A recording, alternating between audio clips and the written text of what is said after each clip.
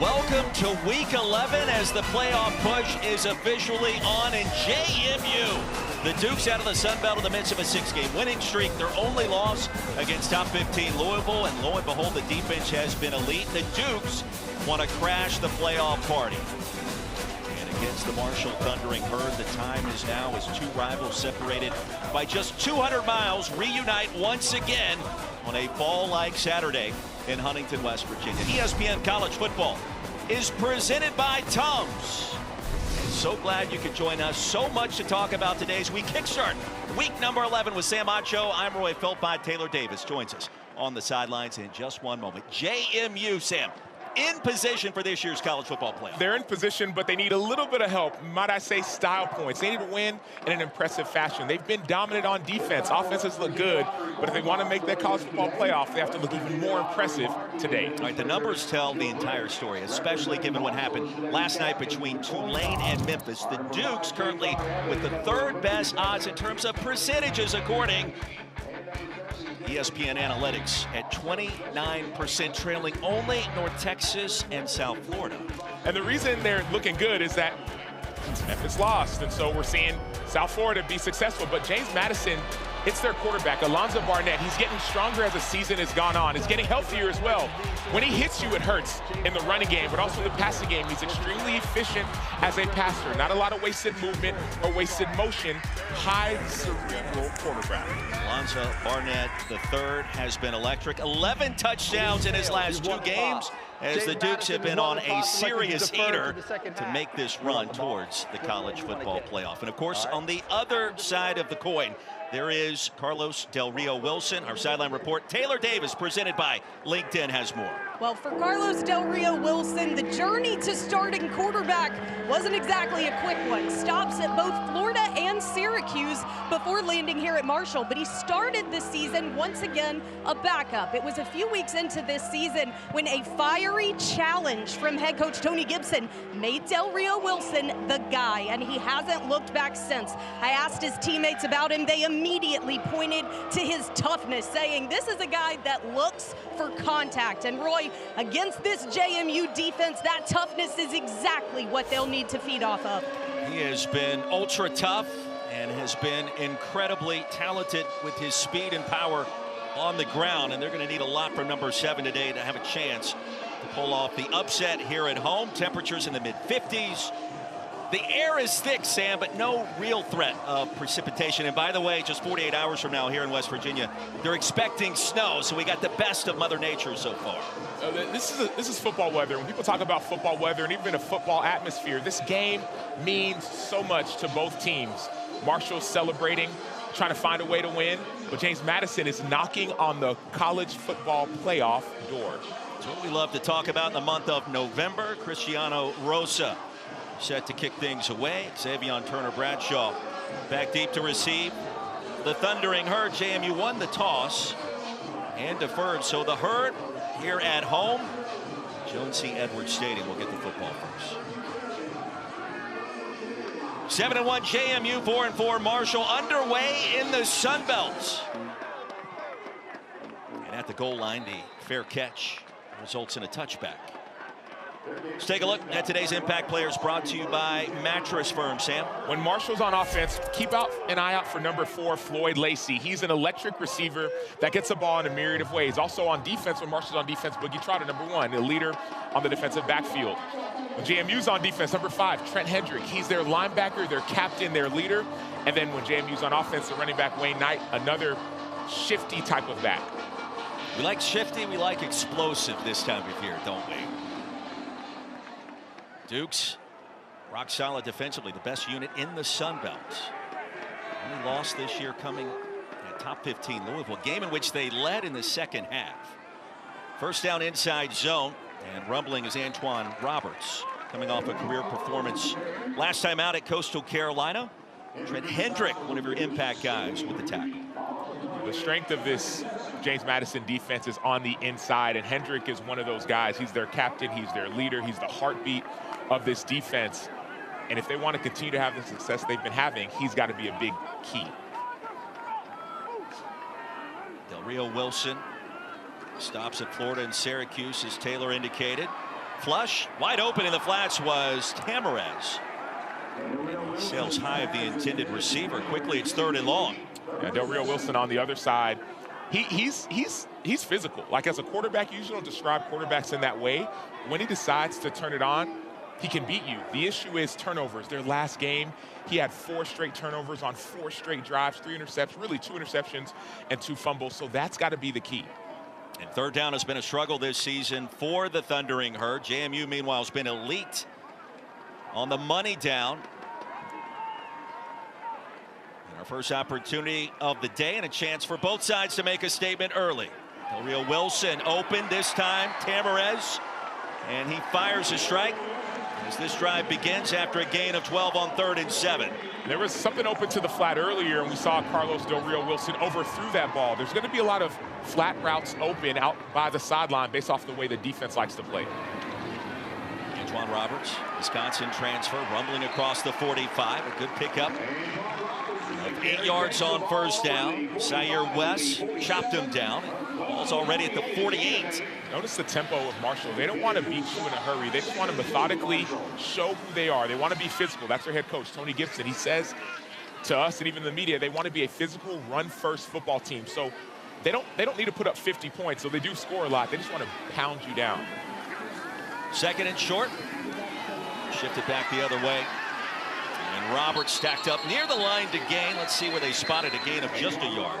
And in Weathersby met him at the line. It'll be 3rd and 1. This is when that physicality comes into play. You talk about it, but you have to be about it. It's 3rd and 1. You know what you want to do. You know who you want to be. James Madison on the other side is expecting run as well. So line of scrimmage is going to be important. Quarterback power over the left side. He needed to get to midfield. He'll stop right there at the 50 by Weathersby again. And he's going to be spotted about 4 inches shy of the line to gain. Decision time early for Marshall and Tony Gibson. I think the decision is clear. Based off of what he talked to the team about last week, about everyone giving their full effort, they've got to go for this, in my opinion. It's a big-time game, a big-time opportunity. Quarterbacks need. Marshall, 4th down this season, 5 of 11.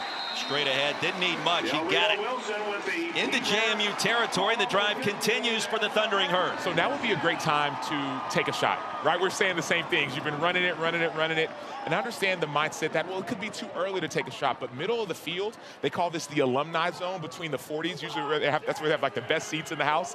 That's where teams like to take shots. So expect a play action, maybe a shot over top. Hey, big money boosters have been a consistent theme in college football recently with all the coaching changes. Why not? In the alumni zone, take a shot. I love it. The 49, Del Rio Wilson, plenty of time, and incomplete. The slant, Tamarez, DeAndre Tamarez, the Western Carolina transfer, with the coverage by Eaglin. It'll be 2nd and 10. Okay, so they decided not to go with the deep play, which makes sense. This Marshall offense, what they do want to do, they want to set you up. They want to show you one thing over and over and over again, and then show you something different. So the mindset seems to be, we're going to set up our plays. We don't need to take shots just yet. And then come in the 2nd half or 3rd quarter, that's when some of those bigger plays may happen. On 2nd down, empty backfield. Rio Wilson, the dual threat signal caller, has that pass batted right back in his grill. Xavier Holmes, 3rd and 10. Thing that's been impressive about James Madison. I know we're talking about both teams, but James Madison, they are extremely effective, put it that way. They fly to the football, they love taking the ball away, and they play with fanatical effort. That's what shows up on tape, and you can see the stats on your screen. 8th in the country in total defense, more importantly in scoring defense. They're not giving up a bunch. Translation, a 6-game winning streak, and in college football playoff contention. 3rd and 10. They're going to move this one back 5. False start. Offense, number 79. 5-yard penalty. So right tackle Christian Richter. Tim Barker, our referee today, with this veteran Sun Belt officiating. So from 3rd and 10 to 3rd and 15, a down in which Marshall struggles entering this game. And we'll see if JMU wants to get blitz happy on 3rd and long, Sam. They don't love to blitz. They love to rush with 4. But in situations like this, I still would be a little bit, I don't want to use the word soft, but try to make the quarterback beat you with his arm. 3rd and 15, Del Rio Wilson the other way, and the pass incomplete, broken up And JMU sniffed that one out from the jump. DJ Barksdale right in front of Floyd Lacey. And it's 4th and long. I was talking to some of the staff down on the field, the director of football operations for JMU. When he said 32, DJ Barksdale, that's one of our leaders. Without him, we would not be where we are. And so expect 32, DJ Barksdale, to continue to show up on tape. Carlos Del Rio Wilson on the sideline. Barksdale from South Point High School, Rock Hill, South Carolina, powerhouse in the Palmetto State. Nathan Totten, the punter, nearly had it rejected right off of his foot. And Wayne Knight, the fair catch at the 17 after a punt of 37. Now, Bob Chesney, what a great job he's done leading this Dukes program after the departure of Curt Cignetti to Indiana, and he has picked up right where Cignetti left off, 16-5, now in his 2nd year. And he's got a lot of energy. He has an air about him that is impressive when you meet him for the first time. He's very different than Curt Cignetti. You talk to some people in the building, they say that Curt Cignetti's more like Nick Saban. Bob Chesney's more like Dabo Swinney. So different styles, but extremely effective. He loves to compete, brings a lot of joy and energy. He has coaching in his blood. And his dad was a coach. Grandfather was a coach. Uncle was a football coach. He was born into the profession. Wayne Knight through the left side ahead towards the 20. Gain of 2 on 1st down. Pierre Lewis brought him down. The artificial turf here at Jones C. Edwards Stadium. 2nd and 8 from there. JMU, I mentioned that only loss against Louisville, Sam. Since then, for the month of October, defense hasn't given up a single point in the second half of any of the last 4 games. And then offensively, they've been just as good. The last 2 weeks, they've scored more than 110 points. Tunnel screen? I don't think so. Driven backwards is Sanchez, and Jalen Sanchez is going to lose a yard.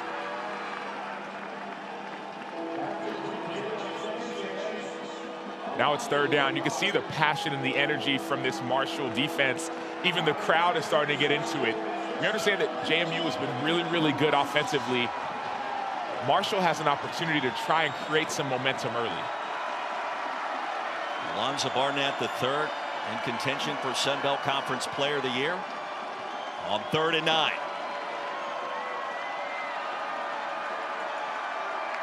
Four-man pressure for the Herd. Barnett, flush, a stiff arm. A pump fake and out of bounds, and that's it. 3-and-out forced by the Herd defense, and here comes a penalty flag. And wait 1 second as Barnett was pummeled out of bounds.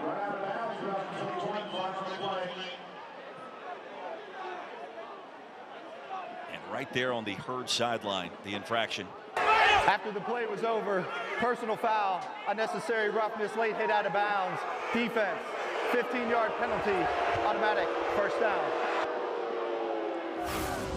So first, watch Alonzo Barnett with the ability to escape the pocket. JaVale Gilmore has the pressure. There's a stiff arm first, and then he starts to hurdle, and then he gets hit late out of bounds. I don't love that call. That's a player for me on Marshall just trying to give fanatical effort.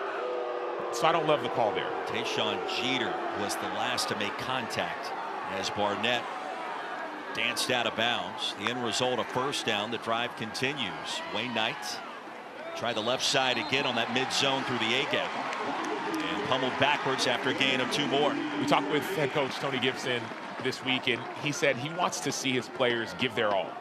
And I get it, but on the field, they're trying to live it. So with the energy, the effort you see, you have to be, as a head coach, okay with some of those post-play penalties, because those are penalties that happen where you're just trying to give everything you got. 2nd and 8, Gibson called the film review of their loss against Coastal Carolina gross, which is a word I've never heard a head football coach use.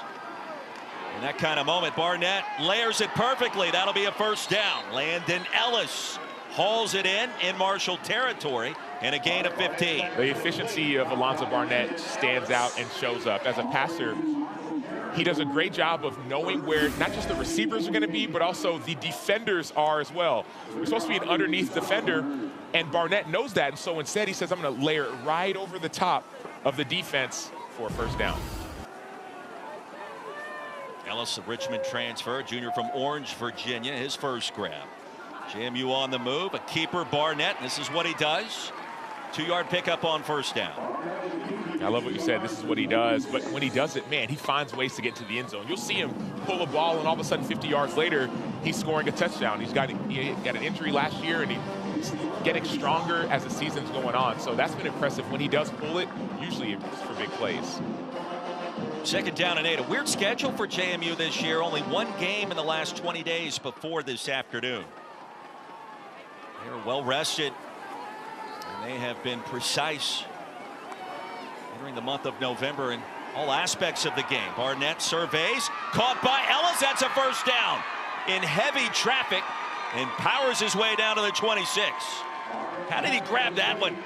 Oh, the dangerous throw. It looked like it was going to be an interception, but Ellis fought for the ball and was able to take it from the defender. I thought it was going to be a pick. I'm saying, okay, Barnett, that may not be the pass that you want to throw. It's going to be a zone. You see 2 guys trying to get it, but Ellis is strong. After gain of 20, Barnett, end zone, man-to-man coverage, grabbed again. Wislowski, the touchdown for the Dukes. Braden Wislowski was able to grab it in traffic. Back-to-back receptions, physical plays by the Dukes wide receivers. Like, I call them 50-50 balls, but it seems like for JMU it's more 80-20. Not just this pass, but the last one. It's going to be contested, challenge. Daryl Sweeting, number 2, is in coverage. He thinks he can get it, but instead, Wislowski says, I got this. I don't know if it's quite a you got Moss, but it's in that genre that we may talk about later on, Sam. 26-yard touchdown grab. JMU on the board first here in Huntington, trying to win their 7th game in a row, and awfully impressive in the start today. Well, it started off with one contested catch, then another one. Daryl Sweeting wasn't sweet enough. Wislowski for the tud.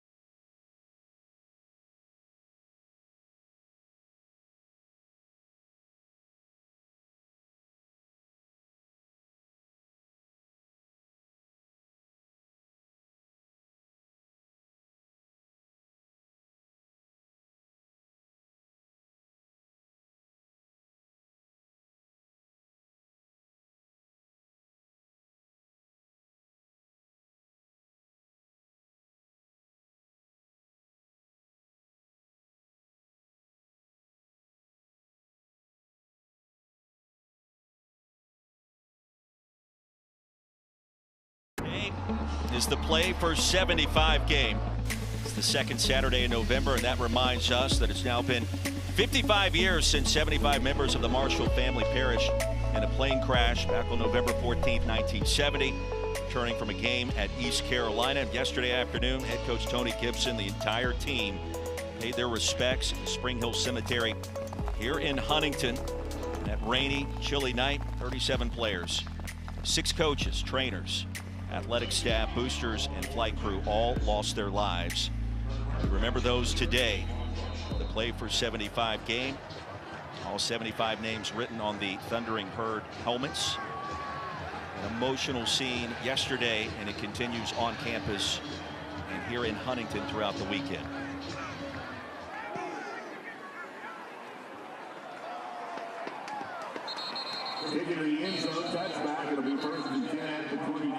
Taylor, it has been emotional on the sidelines with the head coach, with this team, and the entire campus at Marshall. Yeah, Roy, I spoke with several players about the 75 game. Offensive lineman Jalen Slappy, who's played his entire career here at Marshall, put it best. He said, we're playing today for the 75 names that are going down the middle of our helmet. But that entire celebration, remembrance of that day has permeated through everything they've done this entire week. Every player on the team was given a card of a player from that team for them to learn about. It's a player that's played a similar role that they're in now. Truly a different motivation, not just for the team, the entire community rallies around this particular game every year, Roy. And we talked to those players. It literally gave you goosebumps when Boogie Trotter told us yesterday that he was given the number 40, Larry Sanders, and a card with his information and what he did. And again, all 75 victims of that tragedy represented the center of the helmet today. Played for 75 game, and you hear the stories. I asked the coach, we asked the officials, and the SID, Grant Taylor here at Marshall, how deeply does it resonate with the team 55 years later? And to a man, they all said it still does. And you talk to folks in Huntington, they feel it to this very day, and they remember in this game this afternoon. Well, it's not just the players, it's also the culture. 1 second, Taylor, because even to that point, it's like Brad Smith, the president of Marshall. He was there. He grew up in the town where the crash happened. He saw it when he was 6 years old. He was at the event last night, Taylor. And so it's everyone from the players to the coach to the leadership.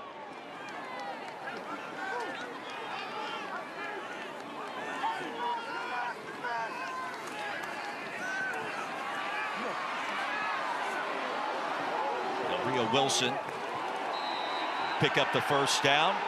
Taylor? Yeah, guys, I thought that Carlos Del Rio Wilson's conversation with us yesterday in meetings really painted that depiction for a guy that hasn't been here very long, asking, do you really get it? He said, when I got here and I learned about it, it doesn't feel like Marshall's story. It feels like my story. He certainly has embraced his head coach, Tony Gibson, and the culture here in Huntington. It stops at Syracuse in Florida before arriving in the Sun Belt. Interesting dynamic and relationship between quarterback and head coach. Power look. And this time JMU ready. He'll be stacked up and lose a yard. Del Rio Wilson with Weathersby gaining the TFL. Well, they've embraced him too. I got a chance to talk with Carlos Del Rio Wilson down on the field before the game, and he was saying how, man, this place feels like family. This is the first place that has really embraced me. He's been at a couple different stops, and it's a two-way street. It's not just coach to player, it's also player to coach. 7-0. Over 6 minutes to go in our first quarter in Huntington. Power look again. Play action. Del Rio Wilson off the slant. Picks up the first down to Floyd Lacey. A nice shimmy at the very end. Bought him a couple of more yards. A gain of 16. Well, that's the play we were talking about. You've been showing this run, pulling the guard, showing the run, pulling the guard. All of a sudden, the safety steps up just a little bit, and that guard's not going to run block. He's going to pass block, and that's what Marshall can do to you. They show you the same looks, even this look, over and over and over again. They have many different plays out of it. Herd off the loss to Coastal Carolina on the road. Strong finish towards the 42. That was Joshawn Barbie. Stopped by Thomas, a gain of 5. But that loss at Coastal just 8 days ago was a game in which Marshall had a 10-point lead at 27-17 before 4 third-quarter turnovers happened, Sam. 5 in all in the second half, and that erase that advantage quickly. It feels like they gave the game away. They feel like they gave that game away. It feels like they weren't beat. They said, man, we gave it to them. And so that can have some confidence despite a big-time loss. Barbie motions out, passes batted down. And Wes, the big Paul on it. It'll be 3rd and 5. One way to erase that confidence is just by making the plays that are available. Zaire West, number 15, gets a chance to get his paws up on a play. There was a play similar to this last week that was actually ended up being a fumble and just causing incompletion. So now it's 3rd and 5. You're thinking pass on this if you're JMU. Carlos Del Rio Wilson has a chance to get it out quick or to use his legs. Duke showing pressure. Here they come. Off the hesitation, a deep ball, man-to-man coverage. And nearly intercepted. Tamarez was the intended receiver. Justin Eaglin was in coverage, and he was right on top of that play. Yeah, he read it the whole way. It was a double move, and it didn't work. They needed maybe a 3rd move for it to work. So Justin Eaglin knew it was coming the entire way. And you're going to see Tamarez try to stop, slant, and go, slug go. Look at him. He's just looking at the ball. Egan just there, just there, just there. And then Tamarez does the best he can do to try and make sure it's not an interception. JMU defense holds again. Wayne Knight back deep to receive this punt. Nathan Totten. Better protection this go around. End over end. Knight the fair catch at the 5. Punt of 37. JMU gets it back in the midst of a 6-game winning streak on the road here in Huntington.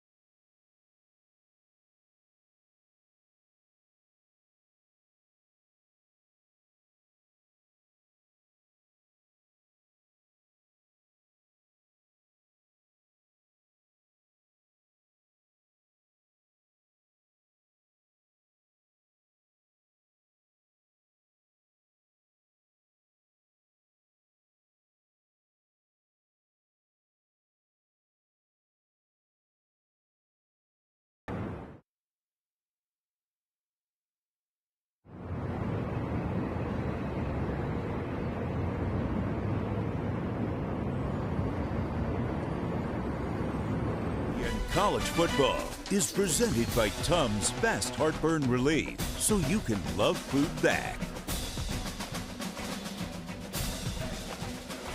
Ah, yes, from Tums to Tudor's Biscuit World, you can only imagine how good it tastes. They welcome you into that fantastic restaurant, Sam, and all smiles, whether you want to go with the cinnamon roll or the fresh biscuits, the deep fried bologna there didn't look too shabby. Stop tempting me, because I'm probably going there after the game. Let's do it. 7-0. JMU leading the Herd on the road. Dukes are the favorites out of the group of 5 to reach the college football playoff. There's a lot to unpack there as Wayne Knight gains a couple. What's the pressure like in your mind for a team like JMU that percentage-wise, ESPN Analytics, right at 29 to 30% chance of reaching the dance? Don't the players have to feel that at some point? No, I don't think they feel the pressure. For me, it's more of a confidence. You want to continue to play at your best level. Last week, we talked about how great the defense was. Well, they struggled in the first half of the last 2 games. So the coaches are doing a great job at James Madison of keeping the players focused on their opponent. Not easy to do in 2025. Jordan Fuller, first touch across the 10. Maybe to the 11. Cam Smith, numeral 0.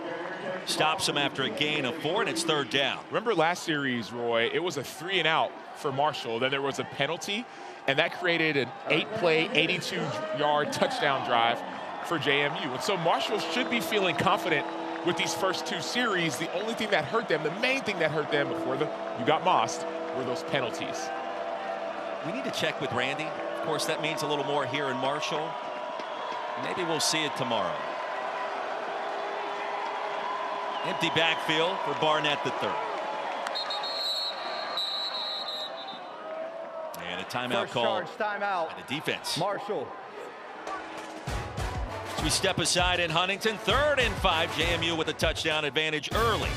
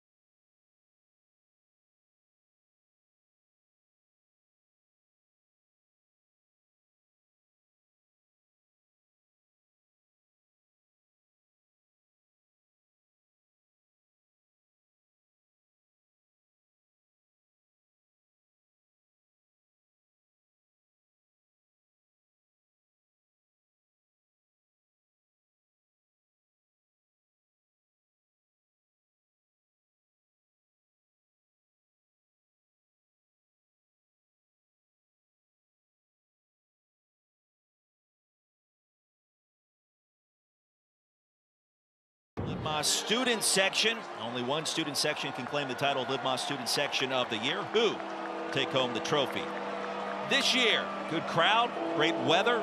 Week 11 underway in college football. 3rd down and 5. The upstart JMU Dukes trying to crash the CFP.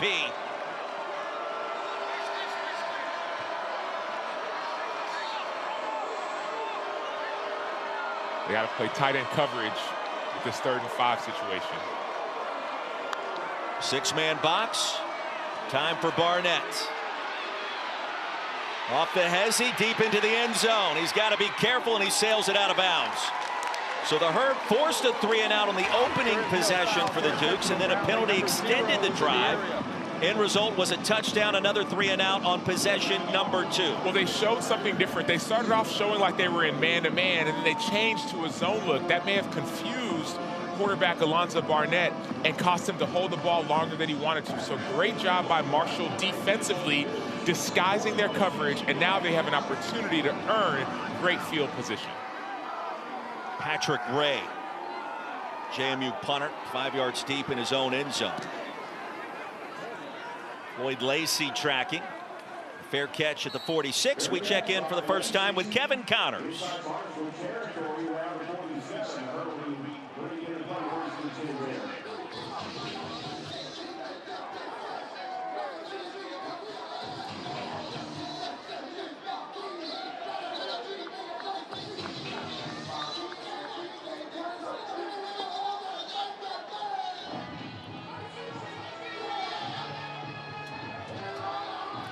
KC, we can hear the cowbells here in Huntington, all the way from Stark Vegas. Sam Acho, Roy Philpott, Taylor Davis. The month that they claim to remember is here. And a 7-0 lead for JMU. Marshall gets it back after forcing the 3 and out. Antoine Roberts, we mentioned his career game. The loss against Coastal Carolina, Sam. How about 134 yards on just 15 carries, transfer from Wisconsin. Yeah, he had a huge second half. The first play of the second quarter, I believe, on offense, a 59-yard touchdown. So he has an ability to make the big play, but he's more of a pound the ball, wear you down, and then all of a sudden he gets stronger as you're getting more exhausted. Really the lone bright spot in that win, or that loss rather, against the Chanticleers. False start. Offense, number 79. 5-yard penalty, 2nd down.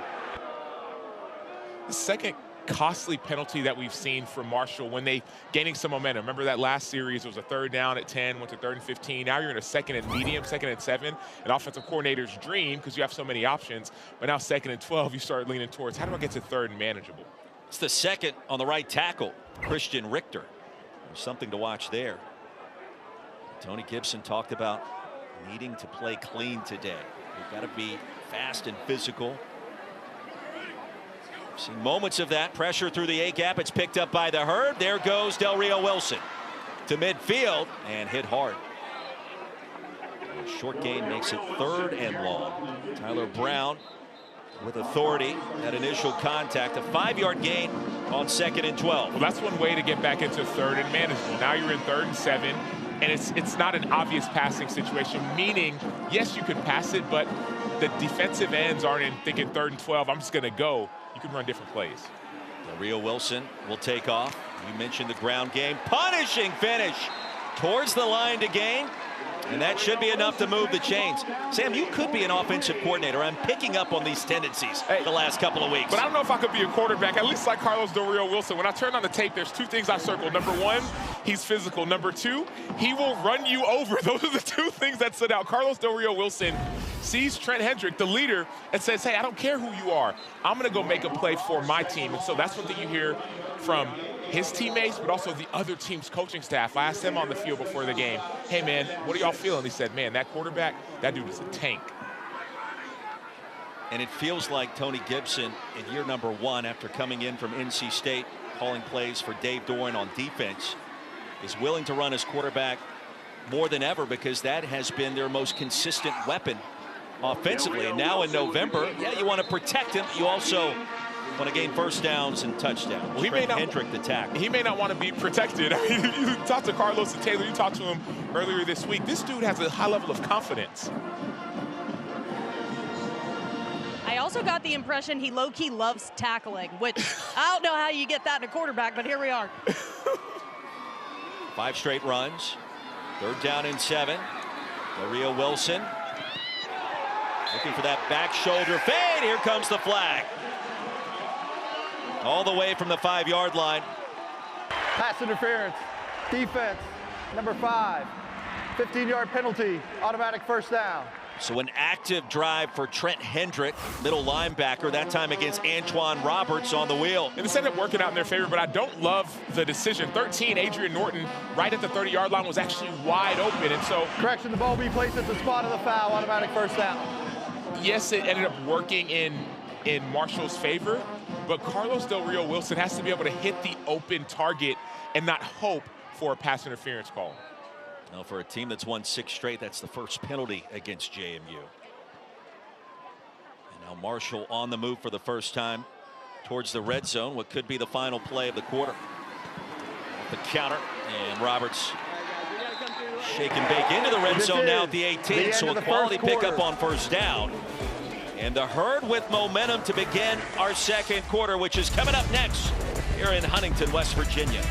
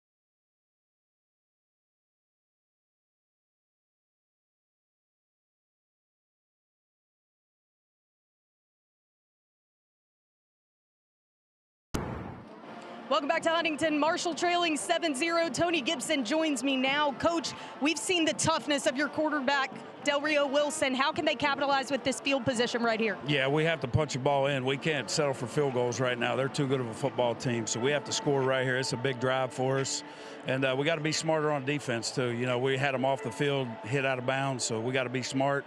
We got to keep killing ourselves with penalties. So, thanks for the time. Yeah, thank you. First play here in our second quarter, and a little tricky. Antoine Roberts receiving the lateral from Floyd Lacey. I love that play call, but sometimes it doesn't work the way you think it's going to work, right? They got like 3-4 yards. Like you think touchdowns on plays like that. Third down and short, using tempo. Roberts through the A gap, and he'll bust his way through.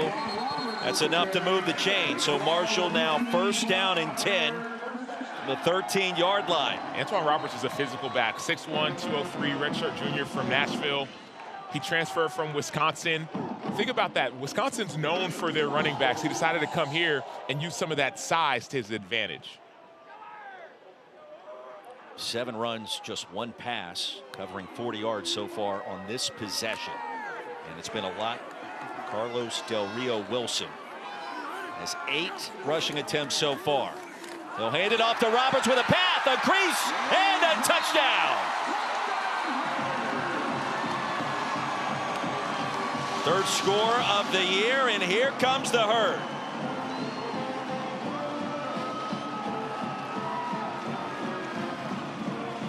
It's been about 2-to-1 run to pass for Marshall. They've talked about being physical.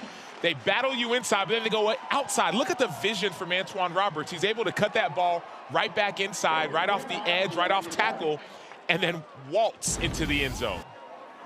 And you go back to the herd defense, limiting JMU to that 3 and out. They win the battle of field position. And then now Carlos Del Rio Wilson and Antoine Roberts make them pay, as the PAT is no good. Orkin Quinn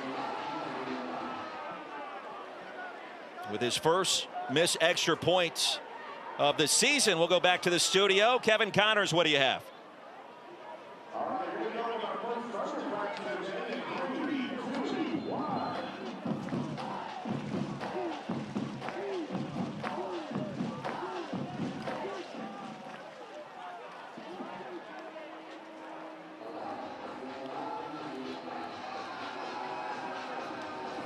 Sam, I would argue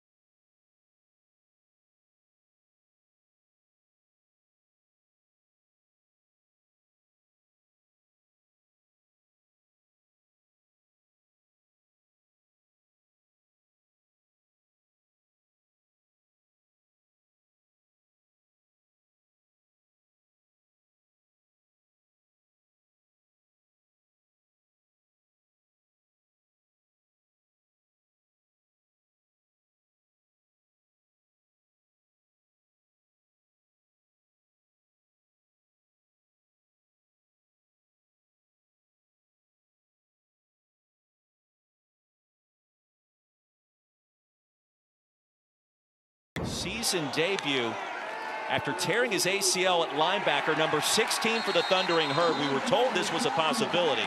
We'll see if that sparks the Marshall defense even further, as Fuller was stacked up by Gilmore, and there he is.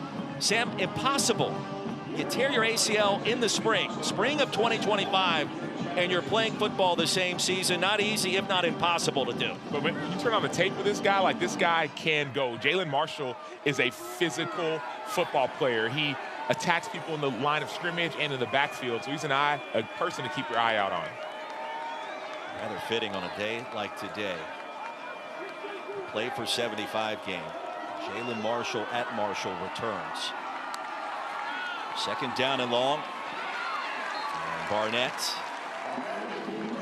picks up 4.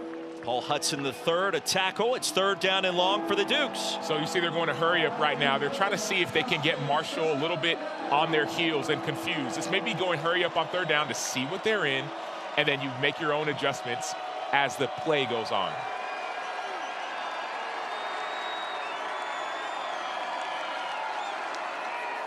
See, both teams are substituting. So if the offense subs, the defense has a chance to make their own substitutions. The officials in the middle.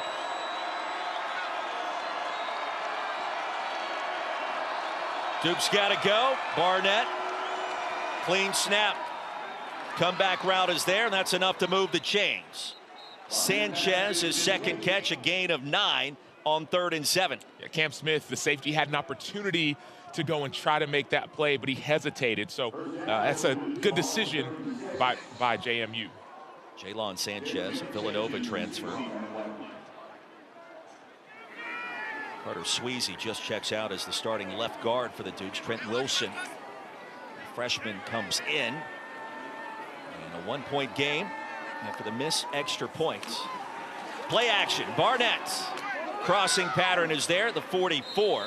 And Logan Kyle, the tight end, going to pick up about 8 yards on 1st down. Cam Smith in coverage with the tackle. Yeah, James Madison needs to get something going. I understand that they had that first early touchdown after that penalty. But, man, they got to speed it up and turn it up just a little bit if they want to be able to get some more momentum. Marshall's moved the ball offensively. Let's see what James Madison can do to try and earn back some of those points and also time of possession. And you feel like momentum teetering right now after the fast start by JMU, assisted by that penalty. Off the hitch pattern, that's a 1st down and a little bit more into Marshall territory. So Austin with his first reception, Isaiah Austin, and a gain of 14. And that may have been a called run, but quarterback sees that the DB is about 10 yards off. That's Boogie Trotter, about 10 to 12 yards off. They call that a now pass. Hey, just alter your route. He's 12 yards off of you. I'll throw it to you now. You make a miss. So great decision by Alonzo Barnett, going to probably the 2nd or 3rd play because he trusts his eyes and trusts his receiver. And we heard so much this week about Barnett and his desire to live in the film room and to understand concepts. Late pitch to Wayne Knight, beautifully executed, and Knight shoved out of bounds near the red zone. Jalen Marshall had the angle, and Knight made him pay. It'll be 1st and 10, a 22-yard gain. Wayne Knight, you can find him on the edges of defenses. That's where he lives. You see Jalen Marshall's back on the field. He needs to slow down just a little bit. You're not a quarterback player. You have the pitch as well. You're quarterback to pitch. As soon as Wayne Knight gets that ball, there's no one else out there. So with Marshall, Jalen Marshall, number 16 of Marshall, his first game back, he has to slow down just a bit to be able to cause that pitch to be delayed. Knight in motion. They'll set up the screen, looking for blockers. Won't get him. And lasso down to the 21.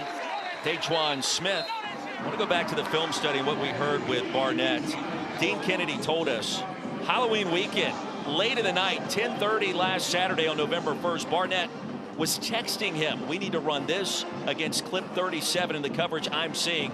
And oftentimes the junior quarterback is telling his coaching staff, this is what we need to add to the game plan next week. He's taking ownership of not just the offense, but of the team and of the responsibilities.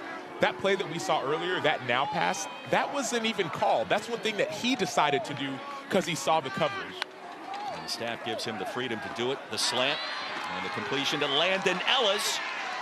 It'll be 1st down and goal inside the 10. So Barnett, another precision pass, a gain of 15, just 1 incompletion so far now in our 2nd quarter. People talk a lot about the physical attributes of a football player, but the mental makeup of Alonzo Barnett is what stands out. He's just always calm. He's efficient. That's the word that I kept on going back to when I watched the tape. He's an efficient player. So when he throws it, he's making the right throw. When he runs it, it's the right run. 9 of 10, a perfect 5 for 5 on this drive. Continuing perfection, but not this time. In and out of the midst. Landon Ellis will tell you 99 times out of 100 he's going to catch that. Well, it needs to be 100 out of 100 because that efficiency story, you can't afford to drop a pass like that. We call that a whip route, a beautifully run route. He stems outside and goes back inside, so you're going to see it. Boom, he goes outside, boom, back inside, wide open. You got to catch that. 2nd and goal.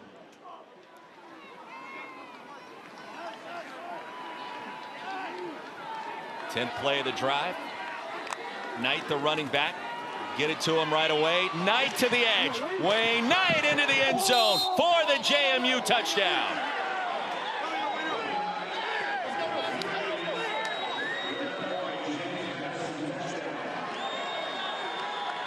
Redshirt junior out of Delaware. And he is a bowling ball at times, the way he sneaks through the line of scrimmage, but the speed and the ability to find the end zone in that front pylon, Sam. He's only 5'7", 190, and you see he takes number 2, Daryl Sweeting, for a ride. Wayne Knight, we mentioned earlier, he lives on the edges of defenses. Not the biggest guy, but when he gets out in space, he is a serious problem. One of 6 finalists nationally to win the Paul Horning Award this year. He lives on the edge, says Sam Ocho, and that's exactly what we like to see right in your kitchen. Wayne Knight makes a miss, makes a shift, drags him into the end zone for 6.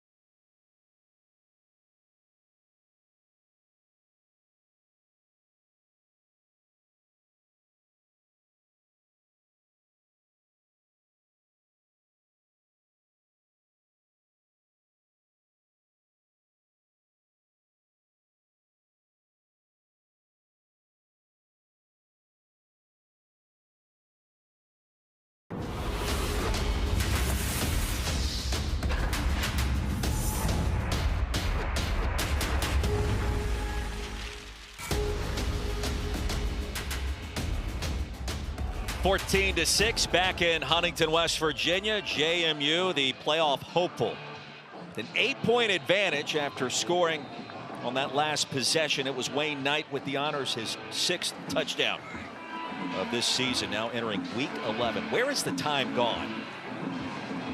Bird will get the football back. Xavion Turner Bradshaw. Watch the pigskin sail over his head. And about 9 yards deep. So the Dukes, in terms of ESPN analytics, their opportunity and or percentages, Sam, to reach the college football playoff. With a win today, those odds jump from around 29% to 35%. With a loss, you see how devastating that would be. Essentially no chance. So it's must win from here on out for the Dukes. And it's not just winning, it's how they win. They need to win in an impressive fashion, because you're not just going against the best Sun Belt team, it's the 5 best conference champions. And so if 5 highest ranked conference champions. So if they do win the Sun Belt, they're looking at teams like South Florida or Tulane for that opportunity. Antoine Roberts will test the left edge. Don't forget, coming up Tuesday night on ESPN, the all-new ESPN app, iteration number 2, will have the exclusive reveal of the college football playoff top 25 rankings. Reese Davis and the guys will break them all down from top to bottom. Coaches' reactions, as well as a live interview with committee chairman Mack Rhoades, the Baylor AD. Heard utilizing tempo, and Del Rio Wilson's pass is batted down. Elijah Culp able to do that. Taylor, what did the team say this week about the playoff pressure in Harrisonburg? Yeah, Roy, I had to ask them, were y'all watching Tuesday night? Are you listening to these odds? They said absolutely not. They said the worst thing that we can do right now is take our eye off what's happening right in front of us. They pointed to the reality that similar conversations were happening for them last year, and they ended up dropping their last 2 games, one of which was this game to Marshall. Alonzo Barnett gave me the analogy of a stairwell. He said if you've got to climb 500 steps, the worst thing you can do is be looking at the top the whole time. Climb one at a time. A real concerted effort to block it out as much as they can, Roy. Yeah, I learned a little bit there just hearing that phrase. That's something I'm going to adopt, Sam. I told him the same thing. When are you climbing 500 steps? When are we doing that? I just did that because the elevator broke a few minutes ago as we tried to get to the top of the press box. Felt like 500. I guarantee it was 500. 6 stories up. Good question by you. After the 3-and-out force by the JMU defense, Dukes will get it back. Wayne Knight calls for the fair catch. Took all of 33 seconds after a punt of 38. I'm counting the steps. I've got it tracked. We're at 2,000.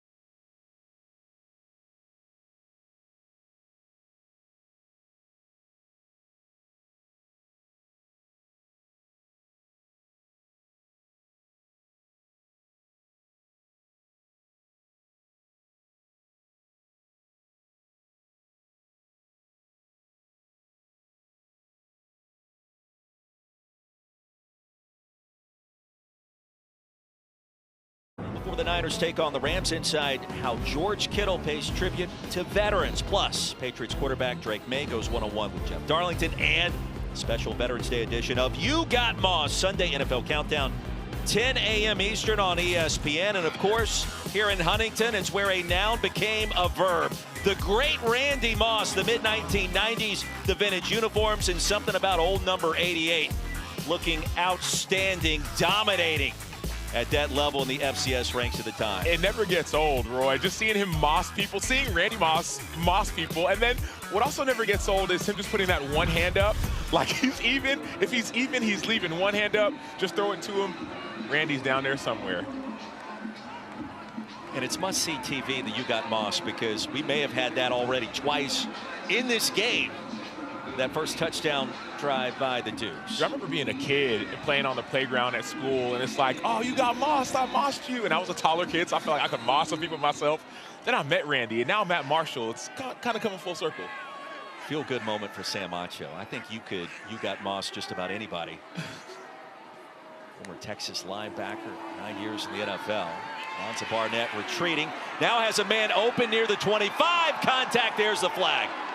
Well, open was DeGeneiro, and the contact was easy to spot from Daquan Smith. Pass interference, defense, number 17, 15-yard penalty, automatic, first down. Well, first of all, Alonzo Barnett has pressure in his face by Jalen Parker. He's still able to get that pass off. Parker's spying, but he decided to go and get him. And then Nick DeGeneiro, he's been behind defenses the last 2 weeks. He's had big plays over the last several games, and that's just a simple mistake. A mistake on the defense by Daquan Smith. Also important to point out, Alonzo Barnett III got popped on that pass. Jalen Parker crashing in. And this game means a little bit more to him. He tore his ACL late in the contest against Marshall last year, Taylor, and that's a story that he often reflects on. Absolutely, Roy. It was actually the last offensive play of double overtime in this game last year. He actually told me this week he felt like his kneecap had just shifted a little bit. So he walked to the sideline on his own accord, told me he had every intention of returning to the field if there was triple overtime. But after the game was evaluated and notified that his ACL was in fact torn, he had minimal swelling, so he had surgery quickly, returned to the game 9 months to the day. Just a testament to the toughness of the player that he is. Yeah, we didn't see him in spring practice in Harrisonburg, but certainly he's been dynamic in his return to the field. Wisłowski, pass incomplete. It'll be second down and 10. To your point, Taylor, you're seeing the growth on tape. Like, he's a big-time runner, but he hasn't been running it as much. But now these last several weeks, as he runs it, it's not just 5-yard gains, it's 50-yard gains. It's not just 8-yard runs, it's 80-yard runs. And so he's recovering more from that injury. It's a great point, and he told me it actually challenged him more mentally than it did physically because of that, knowing the run game is such a huge piece of his game. 22nd career start for the Dukes, and Alonzo Barnett III today, 16-5 as a starter coming in. And Barnett heaves one, front pylon, and incomplete, out of bounds. Cam Smith in coverage. Braden Wisłowski again. It'll be third down and 10. Seems as if James Madison is challenging the corners and the defensive backfield of Marshall. They don't believe that that's a strong suit of that team, and there's been some changes on the back end. We've seen Boogie Knight been a big-time problem number one, but everyone else has struggled on that back end. Dukes 1 of 2 on third so far. In field goal range, Barnett love to get a touchdown here. And a similar play out of bounds and incomplete. Landon Ellis nearly sat down to grab it. The coverage by Jeter. It'll be fourth and long. Yeah, Jeter getting his head around, was able to keep himself from getting that penalty. That's a great job staying patient. You don't need to panic when the ball's up in the air as a defensive back. Stay patient, know the ball's up in the air, get your head around, and you're allowed to play the ball as well. So the Dukes set to attempt a 49-yard field goal straight away from Morgan Suarez. 4 of 7 this season, his long of just 39 yards in the win at Liberty way back in week 3. Oh, Suarez feels like it's in his range, and on the way it comes up short. Well, the long distance kicker, Cristiano Rosa, is good from all the way back towards 60 yards. Suarez was accurate but short for head coach Bob Chesney. And the Herd get a stop, trailing by 8. It got underneath it, Sam, by about an inch or so.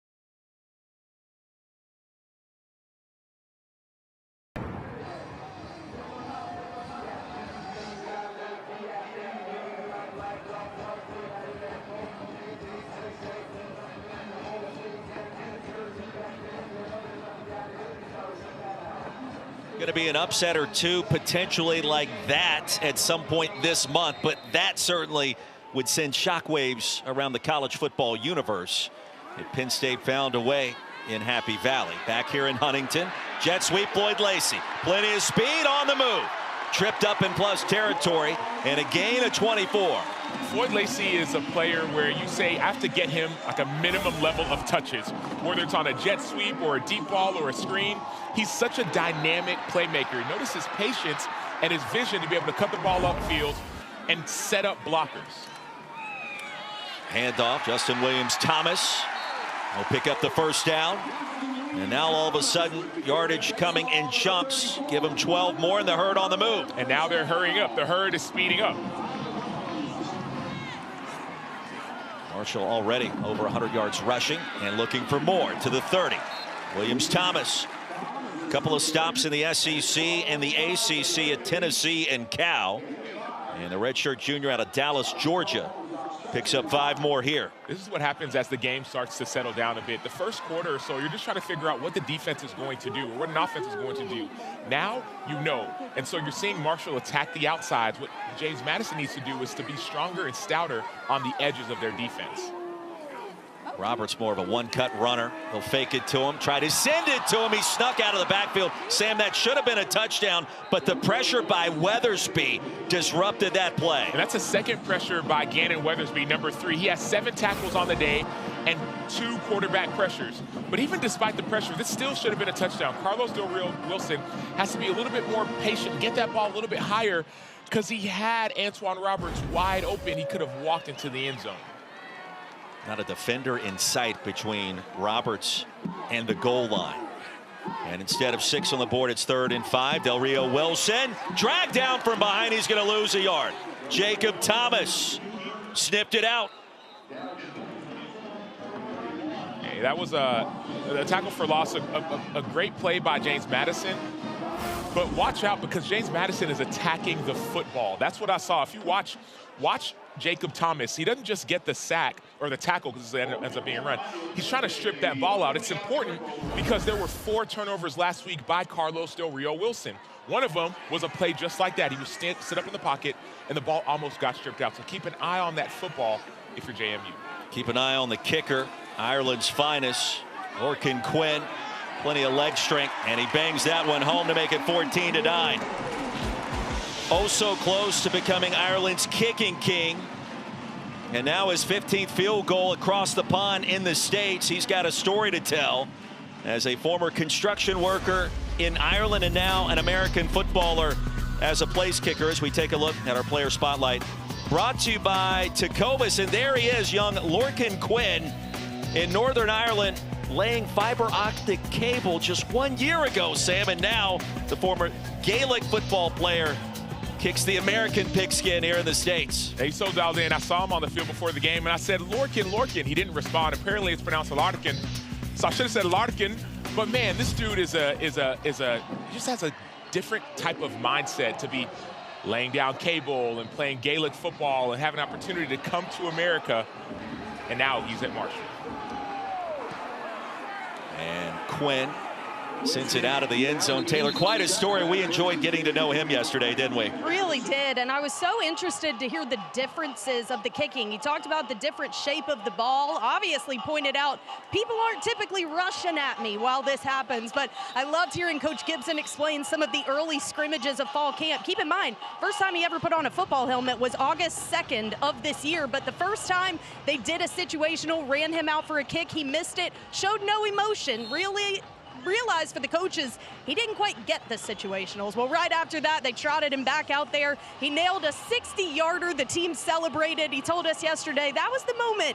He really settled in for me what this is all about. His girlfriend was able to come over to Coastal Carolina and watch him in person in the Herds' previous game. All he did was drill a 55-yarder with ease. Dukes get it back. Wayne Knight over the right edge to the 29. You did the accent perfectly there too, Sam. You've been working on that. I actually haven't. I was just frustrated because I saw him. I said Lorcan, and he didn't turn around. And then upstairs we heard, no, phonetically it's Larkin from Ireland. Amazing. You are amazing. I asked him how often his teammates are trying the accent. He said not anymore because they're terrible. If I see him again, when I see him again, he's going to know. Yes, he is. 2nd and 6. Dukes leading by 5. Thinking about the college football playoff. Wayne Knight in the backfield and corralled at the line. Sid Kaba met him quickly. No gain on the play. It'll be 3rd down. It's a critical drive for both teams. Why? Because Marshall has found ways to stop JMU, at least early in drives. JMU, on the other hand, if they are able to convert this 1st down, you can run out the rest of the clock and try and get points before the end of half. Crowd on his feet, 3rd and 6.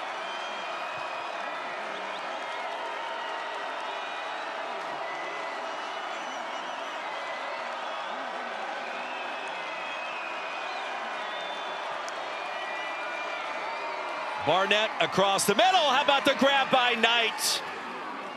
He had to leap up to make it the 5'7" frame. He needed every single inch and a gain of 14. So Marshall's going to bring pressure. The 2 inside linebackers are going to blitz. And what Alonzo Barnett sees is he sees that pressure. Watch those linebackers blitz. It's a voided space right in the middle of the field. And that's where Wayne Knight finds himself. So that's what we call replacing the pressure. Where they blitz, you throw it right where they left. You don't want to replace his hands. His 26th catch of the season.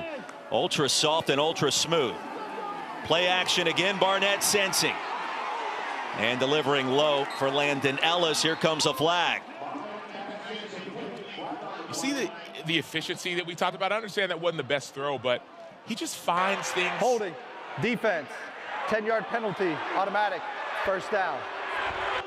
People talk a lot about taking what the defense gives you. Like, the defense isn't giving him anything, but he's finding weaknesses or finding soft spots in their defense. So Alonzo Barnett, you're going to see right there, that should be Cam Smith with the hold, but he just escapes the pocket, avoids the pressure. I don't love the pass. He needs to be more accurate, but he's very efficient as a player. First snap of the game for George Pettaway. And he will flank Barnett the third. He fakes it his way. Stutter steps across the line of scrimmage. Good gain on first down for the Dukes. Gilmore chopped him down. It's a pickup of 4 yards. We talked about that first down. Well, they did end up getting that first down. The problem for Marshall is that James Madison receives the second half kickoff. So they have a 5-point lead right now. They're going to run down this clock. They're going to try to score, and then they'll get the ball back. So Marshall, on their end, they need to stop James Madison. They can take their sweet time. You know, in basketball, we call that a 2-for-1. Contact. And Katron Evans drifting across the line early, knocked back Greenberg. Offside. Defense, number 55 with contact. 5-yard penalty, second down. 2:05 to go in the half. Please reset the game clock to 2 minutes and 7 seconds. 2:07 on the game clock, please. Katron Evans, one of the leaders of the team, captain, 6'3", 336. They said number 55. 2:07 on the game clock, please. He's just number 5, but he's a big human, so maybe they want to give him an extra number. But you can't make mistakes like that can be costly in situations like these. So after the infraction, second down and 1, Dukes take their time and allow the clock to run down to the 2-minute timeout. Timeout. JMU, 3 timeouts to work with and a 5-point advantage at the end of the first half.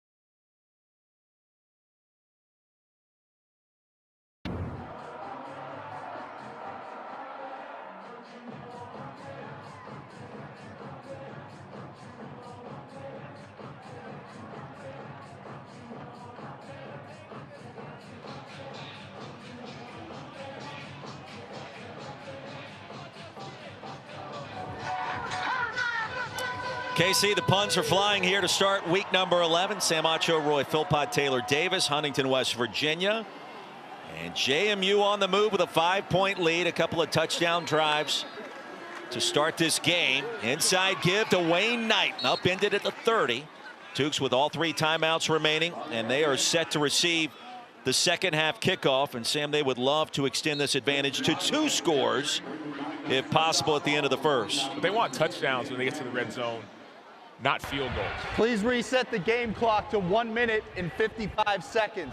1 minute and 55 seconds. It will start on the ready for play signal. We talked with Dean Kennedy, the offensive coordinator, yesterday, and he said, you know, in the media, y'all think just scoring is okay. Field goals on the red zone. No, we want touchdowns. Last week, we were 7 for 7 in the red zone, 7 touchdowns. The week before, 6 for 7 in the red zone. So they're not thinking 3, they're thinking 7. Dean Kennedy, the offensive play caller for JMU, understudy of Dan Mullen at Florida during his time there. Seam route incomplete. Sanchez coverage was ample. Dan Mullen, a big influence of Dean Kennedy, and Kennedy's impact on Barnett after he got squished on that last drive, or that last pass by Alameen. And he did, but there was a little bit of an ability for him to escape the pocket if he wanted to. There was no edge on the defense, so Barnett had to get that ball out quick because of the pressure by Alameen. But if he sees that they're going to do a 3-man rush, he can escape to his right out of the pocket and either run or extend the play. 97 seconds remaining in the half. Plenty of time. Barnett plants, cuts, and goes. Alonzo Barnett, the third. Out of bounds at the 20. Close to another first down for the Dukes. So that was that 3-man rush that we talked about. What Marshall needs to do, if they're only going to rush 3, it's a benefit because you're dropping 8. But the problem is you have to be able to get contained. You have to be able to not all rush on the inside, because if you do that, the quarterback's going to see, oh, wow, there's nobody out there. And so I'm just going to run to where nobody is. So now it's a critical 3rd down, 3rd and 1. I think running for JMU was a good idea. Handoff on the inside. Offset diamond formation with Fuller deepest in the backfield. And it's Fuller over the right side. On 3rd and 1, he'll pick up 2. And a first down for JMU. Still in no hurry if you're James Madison. Please reset the game clock to 1 minute and 24 seconds. The clock stops on a first down inbounds under 2 minutes. So any plays you want to call are available here. That's on James Madison. Marshall, this is the most important drive so far of the half. If you hold JMU to a field goal, it's a 1-score game. You give up a touchdown, then they get the ball back to start, it's going to be a major problem. Timekeeper here in Huntington has not been stopping the clock to give the chain gang enough time to set up after the first down carry. And so that's why you hear the constant communication. Into the flats, Wayne Knight. A shimmy, a shake, a first down. Wayne Knight still on his feet all the way to the 1-yard line. What a weapon, number 3 for JMU. And what a problem. Number 1, Boogie Trotter, the leader of the defense, didn't make the tackle. It's almost like they don't want to tackle him, or maybe he's just so small. He's 5'7", maybe he's hard to see, but Wayne Knight is making the defense look silly. Boogie Trotter had the miss. There was other defenders outside of Boogie that had missed tackles. So Wayne Knight is finding ways on the offensive side of the ball just to make people look silly. And a 2-minute drive to perfection so far for the Dukes, with time winding down, 1st and goal. And Jordan Fuller with Barnett in the backfield in no hurry whatsoever. Fuller into a pile at the goal line. And the indication is there for the touchdown. Well, it took a moment. It did not matter. And the Dukes back into the end zone again. It's Jordan Fuller, the Holy Cross transfer from a yard out.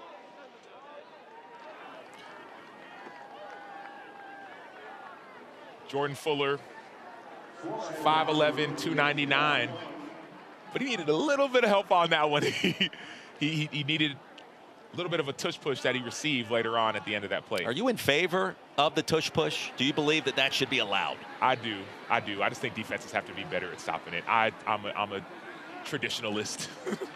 Don't ban plays, just get better at stopping plays. Now that drive put in motion The great Wayne Knight.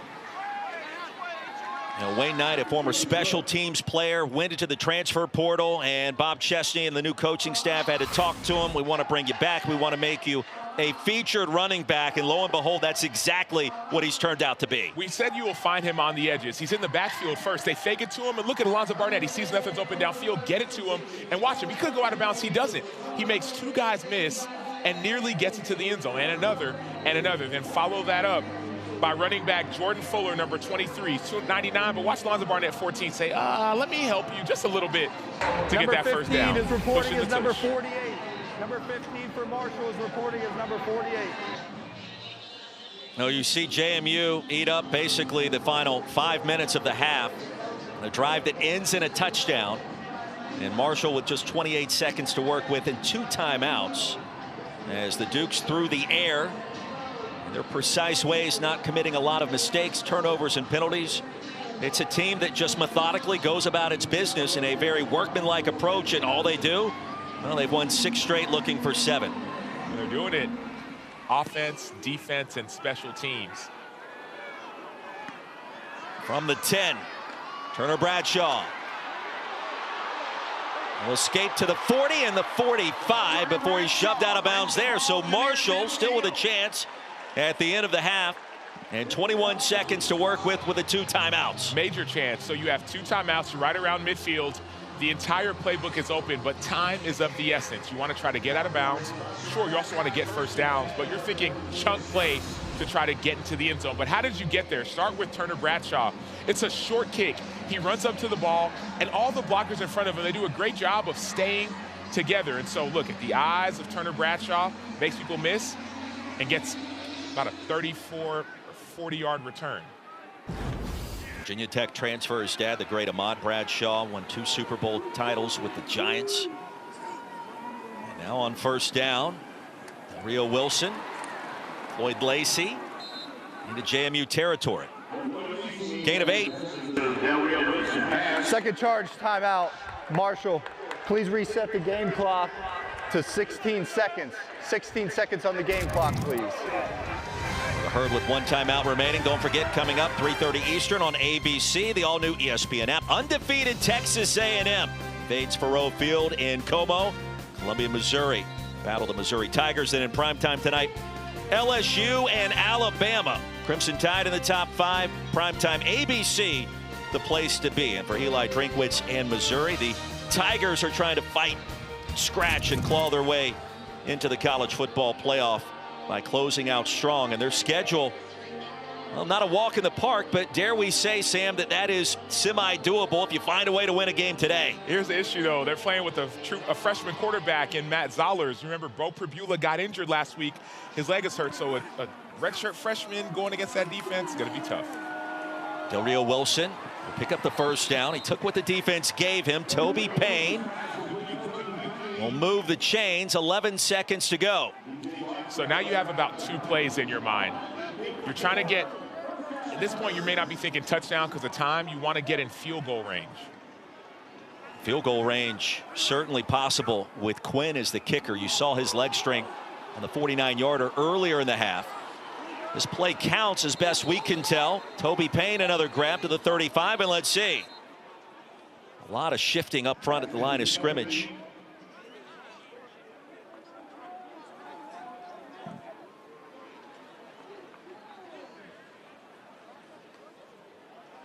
Mentioned Quinn in his 55-yarder the last game at Coastal. Offside. Defense, number 23.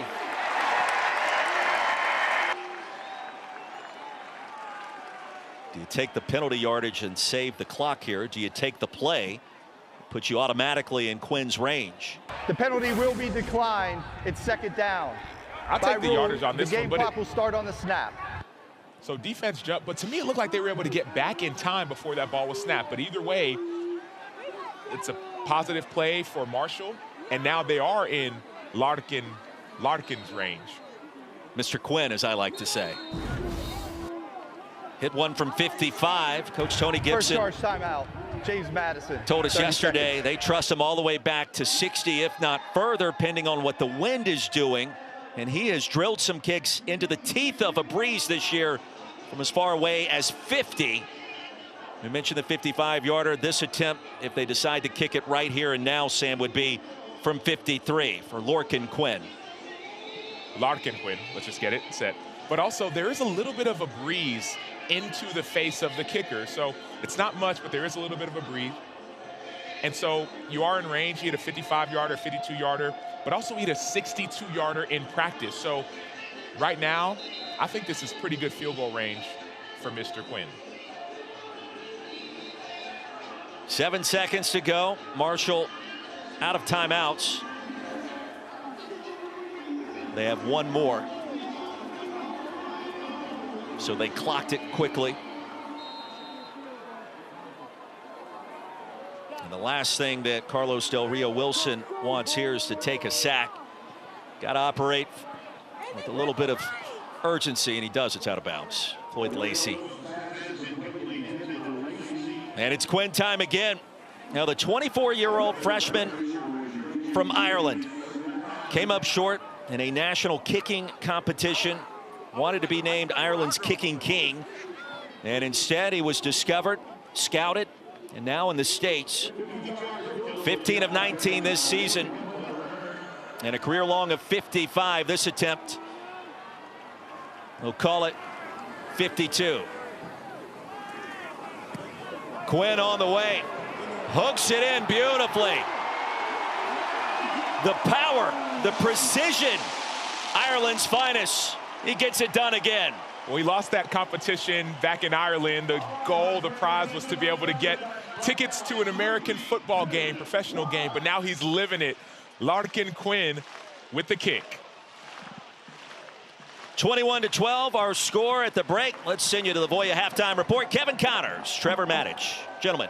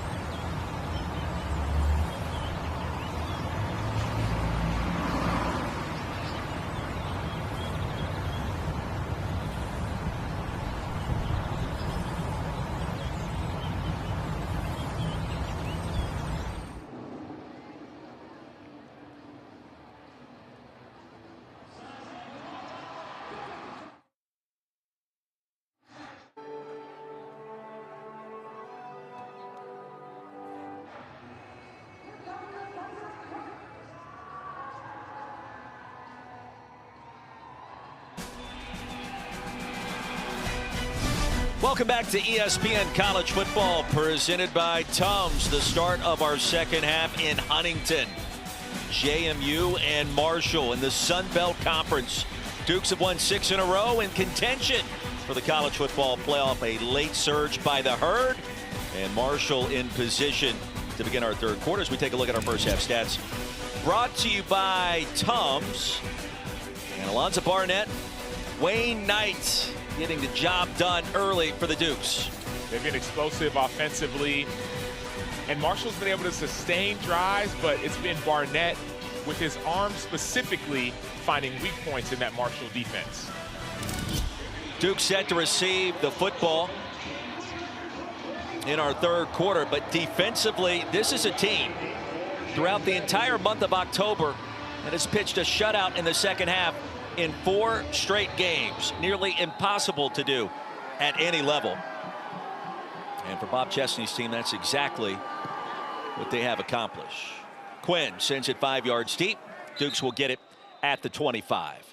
Sam Acho, Roy Philpott, Taylor Davis joining you today from Huntington. And for JMU, an impressive start. They have found ways to get the job done. Late surge by Marshall there at the end of the half. They're in position. And they did that because what we call Sam's special sauce. Special teams is what got Marshall those last 3 points. They got a big-time kickoff return that you're going to see. They cook up the special sauce, the special teams. And that's Xavion Turner Bradshaw, the son of the 2-time Super Bowl champion Ahmad Bradshaw, who went to Marshall. Nearly a 50-yard return with about 20 seconds left. And then Larkin Quinn gets a 52-yard field goal to steal 3 points at the end of the half. 1st and 10, 21-12. Wayne Knight, a little real estate in front of him, making a lot more. Knight inbounds all the way into Marshall territory. Wayne Knight with that secondary burst, give him 30 yards on the first play from scrimmage in our third quarter. He lives on the edge, and not just in the first half. Really, the second half is what stood out the most. You're going to see him just be so patient, and then just use his speed. That ball's supposed to cut back inside, but he has the speed, the 5'7" running back to be able to get to the edges. What James Madison has done a great job of these last 2 weeks specifically is scoring early in the third quarter, but also their defense has taken the ball away. So they do a great job getting momentum out of halftime. You saw the numbers on Knight so far. Through the air, on the ground again. He is one of the top backs in America. A finalist for the Paul Horning Award, recognizing the nation's best all-purpose player. One of just 6 finalists for that trophy, and a 5-yard gain on first down and a breather for number 3 for the Dukes. I go back to his size. He's 5'7", 190. If he was a little bit taller, you might say, oh, it'd be at a bigger program. But despite his size or his weight, he's putting his heart on full display. Anytime he touches the ball, not only is he getting positive plays, but it's big gains for his offense. Jordan Fuller joining Barnett the third in the backfield, and tussled down crossing the 40 by Parker. The third down and short, a 1-yard gain. Now the Dukes in the midst of this winning streak, their only loss coming on the road at Louisville way back in week 2. They have pummeled the opposition in the second half, led by the defense. The offense hasn't been too shabby itself. Dukes need 4 here to keep this drive going.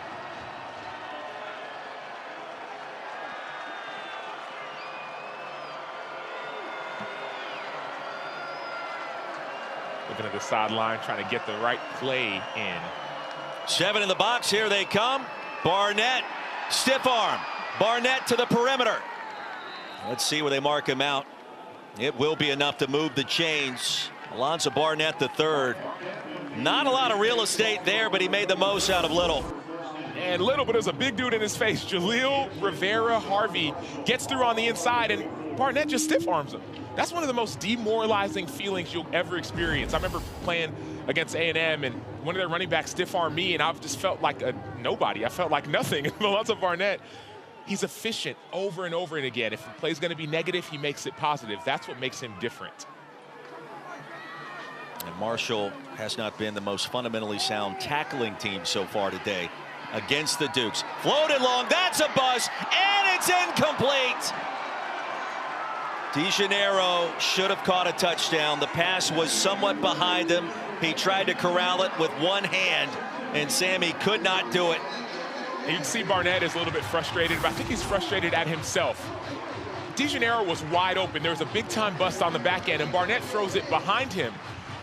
It's hard to try and contort your body, and I love to say, yeah, try and get 2 hands back there. But you're running one way, the ball's the opposite way, so I don't really blame DeGennaro on this one. I feel like Barnett could have led him a little bit more. Alonzo could not believe it. 2nd down and 10. Back to the well. Wayne Knight, and this time the edge was set beautifully. Boogie Trotter, all 5'7" of them, shoved him out of bounds. That's going to be a TFL. And now you reset. If you're Marshall, you're thinking, okay, we could have just given up a touchdown. James Madison saying, man, we could have just scored a touchdown. But right now, all that has been erased. It doesn't matter. It's 3rd down. James Madison needs to try and get a few more yards to get a more comfortable field goal. Whereas Marshall, they haven't brought any pressure so far. It doesn't look as if they're bringing it just yet. Opening possession of the second half. 9-point lead for the Dukes. 3rd down and long. Barnett with time, floats it deep. Man-to-man coverage, a little hand fighting, and incomplete. Jeter with the coverage on DeGennaro. It'll be 4th and 13. So I can understand where James Madison is going with this. They say we like our matchups. DeGennaro's our guy. He's played huge the last few weeks. But man, Tashawn Jeter is just stepping up in an increased role. Last week it was Marvin Myers who had a lot of the opportunity. Well, Marvin Myers isn't on the field right now. And so now it looks like they're keeping their offense on for 4th and 13. I do not like this call. Morgan Suarez missed a 49-yarder short at the end of the first half. Bob Chesney not trusting his place kicking. Look at the time.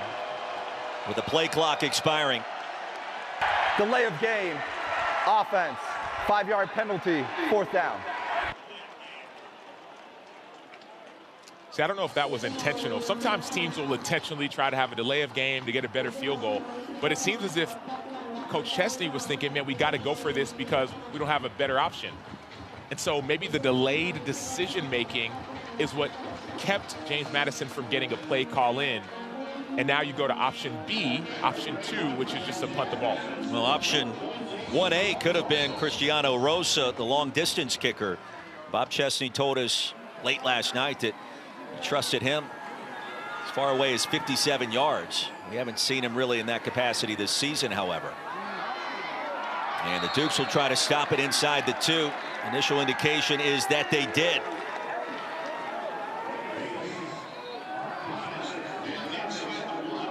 And a punt of 41 yards. Talk about special teams. This is a game of field position. Daryl Sweeting bats it back. Ball down at the 1-yard line.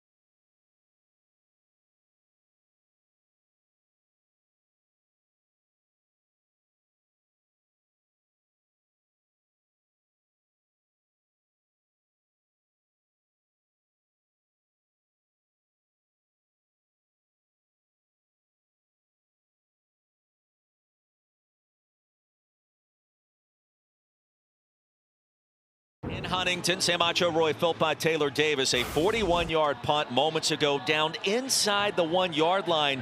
Sam, this is very close to crossing the plane. It's a game of millimeters. In my eyes, this looks like it crossed the plane. You're going to see number 2, Jaden Mines, tap it back, and then number 23, Ken Willis, get that ball, dive, full effort. It looks to me like it barely crosses, but that shot isn't all the way down the line. So what we were told is that it wasn't clear and obvious. The ball was illegally touched at the 2-yard line prior to being down at the half-yard line. It's first down at the 2. So replay reviewing that sequence, and our replay official, Dane Bayag, indisputable video evidence did not exist to be able to overturn the call on the field of it not being a touchback. But I'm with you. There was a fiber of the pigskin that perhaps grazed the outer portion of the goal line. But still at this point, it's huge field position benefit for James Madison. The ball's inside, backed up. Hurd have it. Through the line goes Antoine Roberts. Roberts tripped up crossing the 30, or that may have gone the distance. Tyler Brown able to grab a shoestring at the last moment. How do you get out of a backed up situation?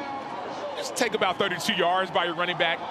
Look at number 44, just find the hole. The offensive line has done an outstanding job of creating holes for Antoine Roberts. 71 rush yards after a gain of 31. That is Marshall's longest play of the afternoon. Del Rio Wilson keeps it. And upended short of the 40 by Tyler Brown again. Down to Taylor Davis. Roy, I talked to both coaches at the half. Tony Gibson, defensive play caller, so obviously he stressed the defense to me, specifically his group of DBs. He said, I feel like they're playing in panic mode. They need to strain, put more pressure on the outside, but they can't play panicked. Now, for Bob Chesney, he told me the same things that have plagued us this season showed up in that first half. Defending quarterback scrambles and pass penalties. He also said when Marshall shows tempo, they've got eyes in the wrong place defensively. They had to address that to contain Carlos Del Rio Wilson. And they're trying to contain him right here. Tracy Stevens picks up 14 as the Marshall tight end. Tyler Brown is third tackle on this drive. All three have been enormous. And now Roberts over the left edge to the 44. And now tempo as well. Taylor, I love that report that we heard from Chesney when Marshall shows tempo. It seems as if James Madison is out of position. The last two plays, what have we seen? We've seen tempo. And remember, earlier in the first half, Carlos Del Rio Wilson had a wide open receiver on a delayed route, and he underthrew it. So some of this tempo stuff and some of those throwback passes, those delayed routes may show back up.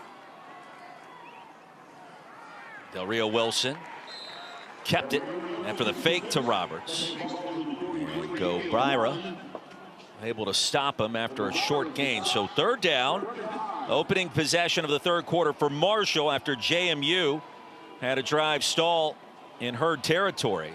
After a gain of 1, it's 3rd and 5. And in my mind, this is 2 down territory, so don't be afraid to run it if you're Carlos Del Rio Wilson. Nothing's open in a pass. You can use your legs, try to get a couple yards to go for it on 4th. Rod Smith, the offensive play caller, working with his quarterback, Carlos Del Rio Wilson. He wants to throw it, now wants to run it.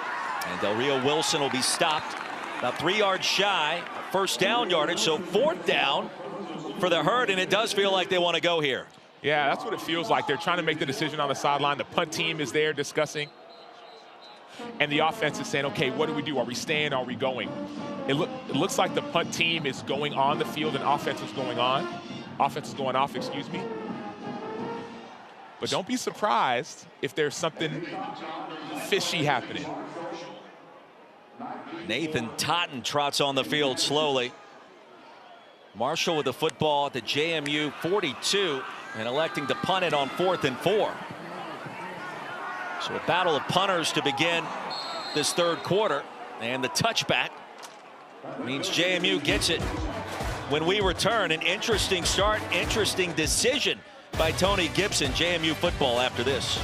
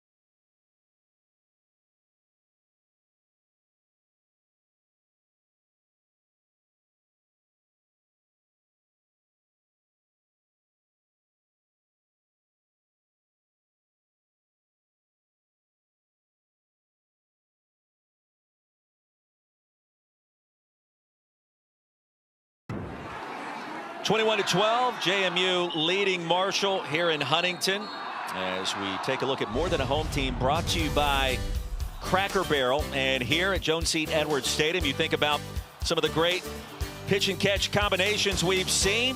Chad Pennington, the MAC Player of the Year, going back to the late 1990s. They started that 99 campaign with an upset win at Clemson. Byron Leftwich, two-time MAC Player of the Year on one leg. He beat teams back in the day, and a successful offensive play caller at multiple levels.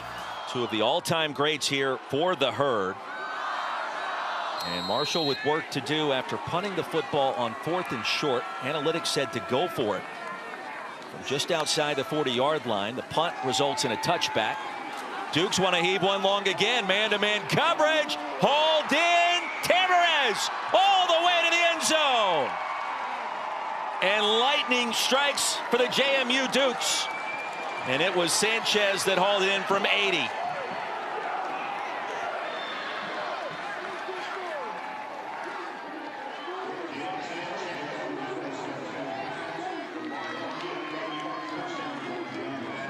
They kept on going back to the well over and over and over again. You could tell that James Madison felt like there's a weakness in the secondary. And Jaylon Sanchez, number 0, along with Alonzo Barnett, were able to expose that weakness. First touchdown of the season for Sanchez, the Villanova transfer. And that's one way to do it. After the Dukes get the football back, just one play. And seizing control, now leading by 16. So there's no middle field safety. Alonzo Barnett sees that. And so see that middle field is wide open. And so Sanchez says, I'm one-on-one. Just throw it up to me. I'll be down there somewhere. And unfortunately for Caleb Clark Glover, he wasn't able to stay patient and stay calm enough in his responsibility. He's a safety. It's hard for a safety to cover a receiver. That's the matchup that you want if you're on offense. And see, you're going to see number 26, Clark Glover, just minimum try to bring him down. Even if you get beat, live to fight another down. But safety on receiver. Number 15 is reporting as number 48. Number 15 is reporting as number 48. Safety on receiver is usually advantage offense.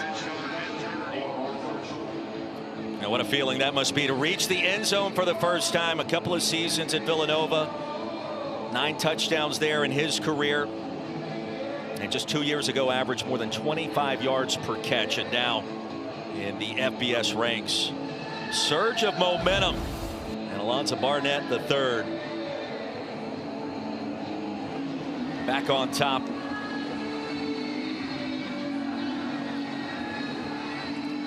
Well, what was your go-to celebration after you made like a game-winning field goal? It's kind of the guns up at times. You weren't dancing? I wasn't doing a lot of dancing back in the day. I appreciate the question, the fair catch, and the touchback. Herd will get it back. Don't forget our Week 10 Monday Night Football matchup. Jalen Hurts, the 6-2 Eagles, coming off the bye, taking on Jordan Love and the 5-2-1 Packers. It's at Lambeau Field, 8 Eastern, 5 Pacific on ABC, ESPN, ESPN Deportes, the all-new ESPN app. Peyton and Eli, of course, over on ESPN2. And our coverage kicks off. NFL Live at 3 Eastern in Green Bay. And then Scott Van Pelt and the Monday Night Countdown crew at 6 Eastern.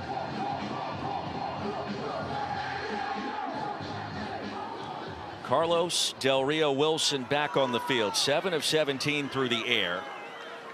He's been better on the ground. And now under duress. Osama, a great job to sense the backside pressure and escapes for a 9-yard gain. Yeah, he wanted something deep down the field, but there was too much. It wasn't open enough, and so we decided to tuck it and run it. I think it's a good decision by Carlos Del Rio Wilson, but I like what Marshall's doing. They're going back to the hurry up and tempo. It's what helped them early. Del Rio Wilson rips it away on the zone read. And a first down. McMullen a tackle. 4-yard gain on 2nd and 1. We noticed from James Madison defensively is that they're not biting on some of these either short routes or the slant and goes. They're keeping everything in front of them, which is helpful for them, but it's just challenging for Marshall to get explosive chunk plays in the passing game. Herd down 16. Comeback. That's Tamarez. Towards the 46. And that'll move the chains. JMU's playing a lot of cover 3, so 3 guys deep. And what cover 3 says is, hey, you can beat me underneath all you want. Nothing's going to beat me over top. And so that's almost like a safer type of coverage that they're leaning towards in this matchup. Sam, you still don't feel like Marshall is in frantic mode just yet. Still plenty of time to work with. A dynamic quarterback. He'll float one long and incomplete. Culp looked like the receiver there for the Dukes. Instead, it was Adrian Norton. Good coverage. 2nd and 10. They're not in panic mode just yet, but they still need to find either tempo or going back to the running game. Find ways to try to slice this defense in half. The defense is playing very comfortable with James Madison. They feel like they know what's coming. So either a running play or an explosive play with tempo could help slow them down. Toby Payne went in motion. Inside handoff back to the line of scrimmage, and that's it for Roberts. Amar Thomas. And that play well covered. 3rd and 10.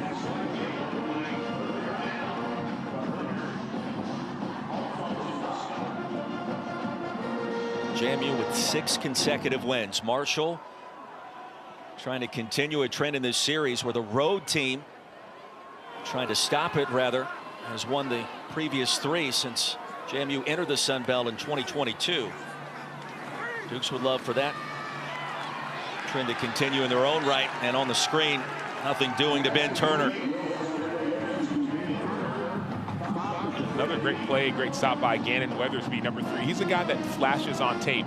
He's not the most consistent, if you will. Like sometimes you'll say, man, I wish you would have made that play. But man, when number 3 is on, he's on. We've seen right around 10 tackles so far, a couple tackles for loss. So number 3, Gannon Weathersby, is showing off. Hurd didn't go for it on 4th and 3. Deeper in JMU territory moments ago. They won't go for it. At least the initial indication on 4th and 8 from midfield here. And now they will. Here comes the throw. Wide open. And it's caught. Past the line to gain. So we talked about special sauce. I thought this fake was going to happen the play before. I said, okay, think about something fishy. Well, now they show it up right there. So it's going to be a fake. The snapper snaps it, and then he's able to get a touchdown. Gavin Magorian, unbelievable job snapping the ball and still able to receive it. Something felt fishy on one of those 2 4th down plays. You sensed it on that first 4th and 3, and that time it just kind of felt like Marshall needs a spark. Maybe they found it. And now they need to take a shot to the end zone. Take that momentum and get even more. First charge timeout, Marshall, 30 seconds. Tony Gibson rolling the dice, and a fake punt works to perfection. Hurd have it after this.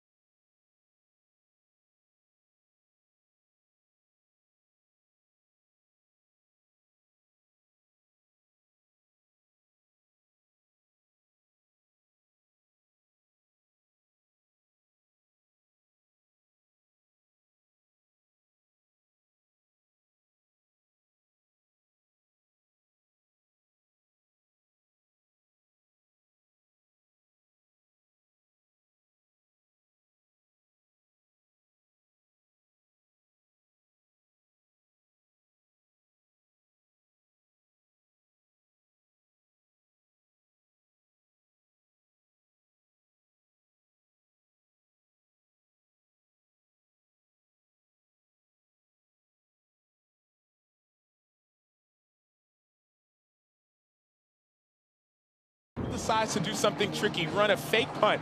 Notice those two receivers are off the line of scrimmage, so long snapper Gavin Magorian is an eligible receiver wearing number 46, but it takes two to tango. Punter Nathan Totten throws a dime or a dart for a punter. That's a good pass to get a first down. Critical play at a critical juncture in this game.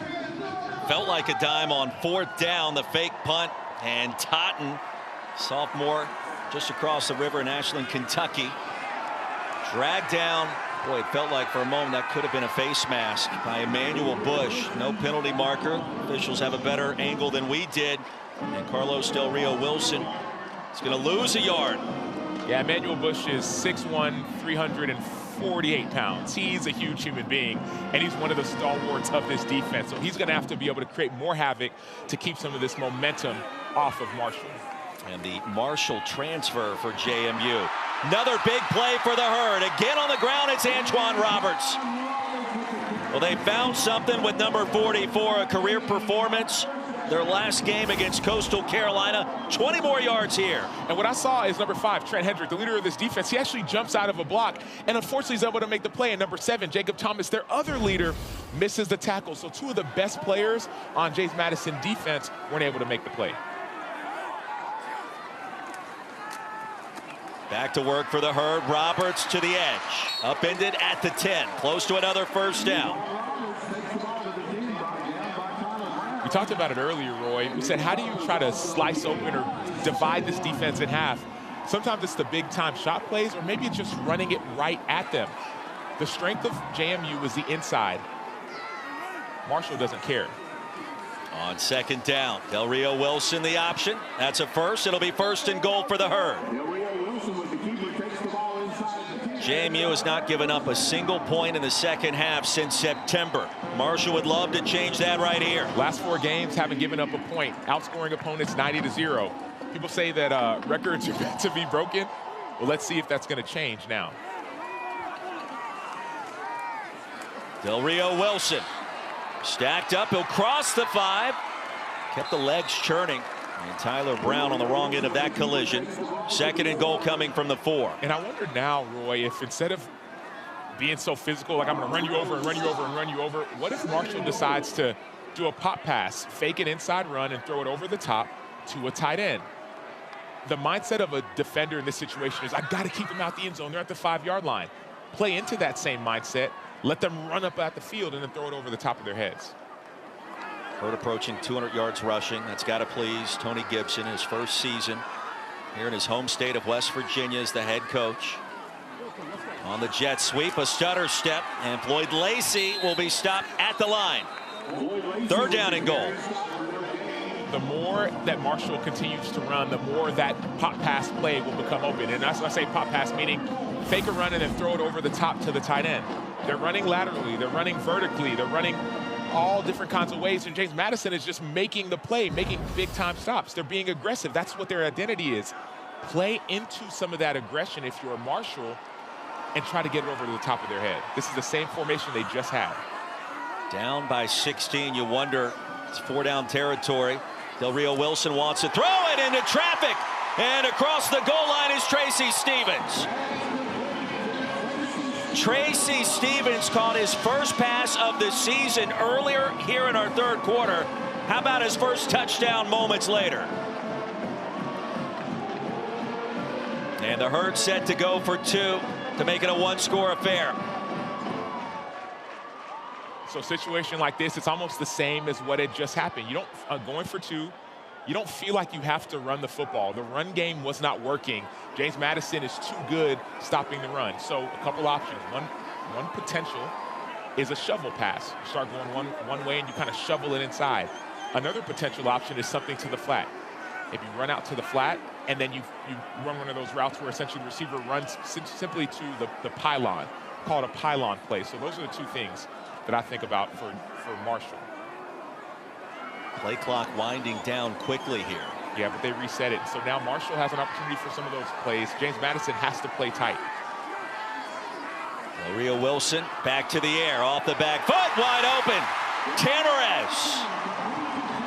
And it's a 1-score game in Huntington. Salmon was all set up. 4th and 8 from midfield. The fake punt was called. It was executed beautifully by Nathan Totten and his long snapper, Gavin McGorian. And here we are moments later. The touchdown and the 2-point conversion. Well, it started off with the run. You're trying to bludgeon and bludgeon and bludgeon. Tony Gibson said we're going to be physical. That's been the mentality. The defense feels that. So all of a sudden, it looks like a run. The ball's in the belly of the quarterback. And then you were able to thread that ball through the needle to tight end Tracy Stevens. This is a very difficult pass. There's so many bodies, the massive humanity within there. But Stevens uses his size to get that pass. And then now, you have that throwback to Tamarez. Everything's looking like it's going to the right. Del Rio Wilson's eyes are to the right. And at the very last moment, he throws it back to Tamarez on the left side. Carlos Del Rio Wilson emerging for the herd. And a one-score game, 1:04 to go. And now JMU gets the football back. An emotional weekend in Huntington. The play for the 75 game. Marshall's way of remembering and honoring all the 75 lives that were lost in the crash in November of 1970, including players, coaches, boosters, administrators. And you could feel it stepping foot on campus yesterday, in the stadium today. Pre-game tributes and what we witness in our first half, Sam. This community unites once again after that terrible tragedy 55 years ago.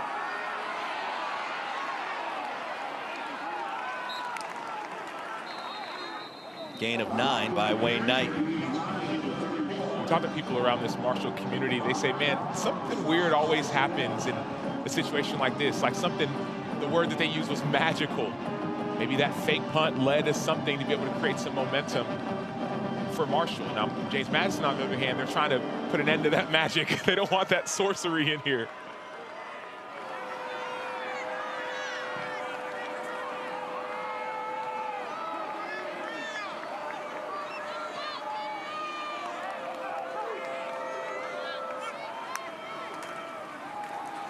On 2nd down, Knight against the grain picks up the first on what could be the final play of an eventful 3rd quarter.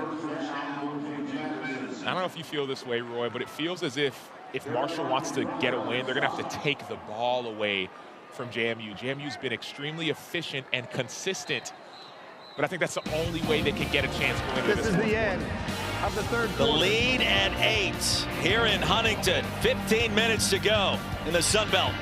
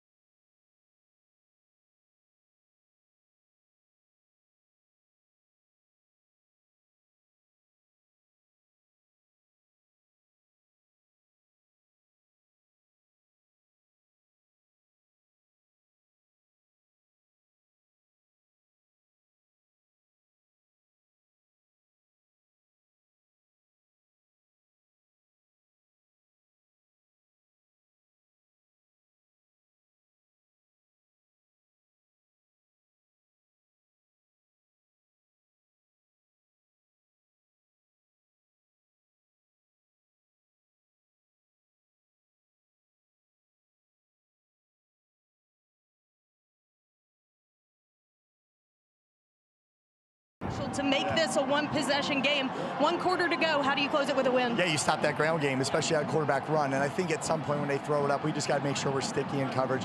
Guys are doing a good job. It's just a miscommunication down there on a 2-point play and leave a guy wide open. Just can't do it. But we'll be playing better football here in the 4th. I appreciate the time. Thank you. Taylor, thank you. 15 minutes to go. 1-score game in Huntington. First down for the Dukes. Barnett feeling the pressure, and down he goes. All the way back at the 29-yard line, Paul Hudson III. A rude introduction and a loss of 7. And it wasn't just Hudson. It was also number 0, Cam Smith, with the pressure. There's 7 guys in protection. Tight ends are there to block, but then they go out to receive. They're not there to block. And so the pressure comes at a perfect time. You think those tight ends are sitting to protect Barnett, but no, they release, and the pressure is timed perfectly by Marshall. Crowd is in it on 2nd and long.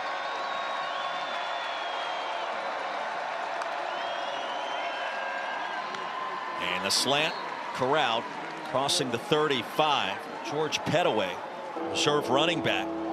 6th catch of the season. Boogie Trotter tackled him quickly. 3rd down and long.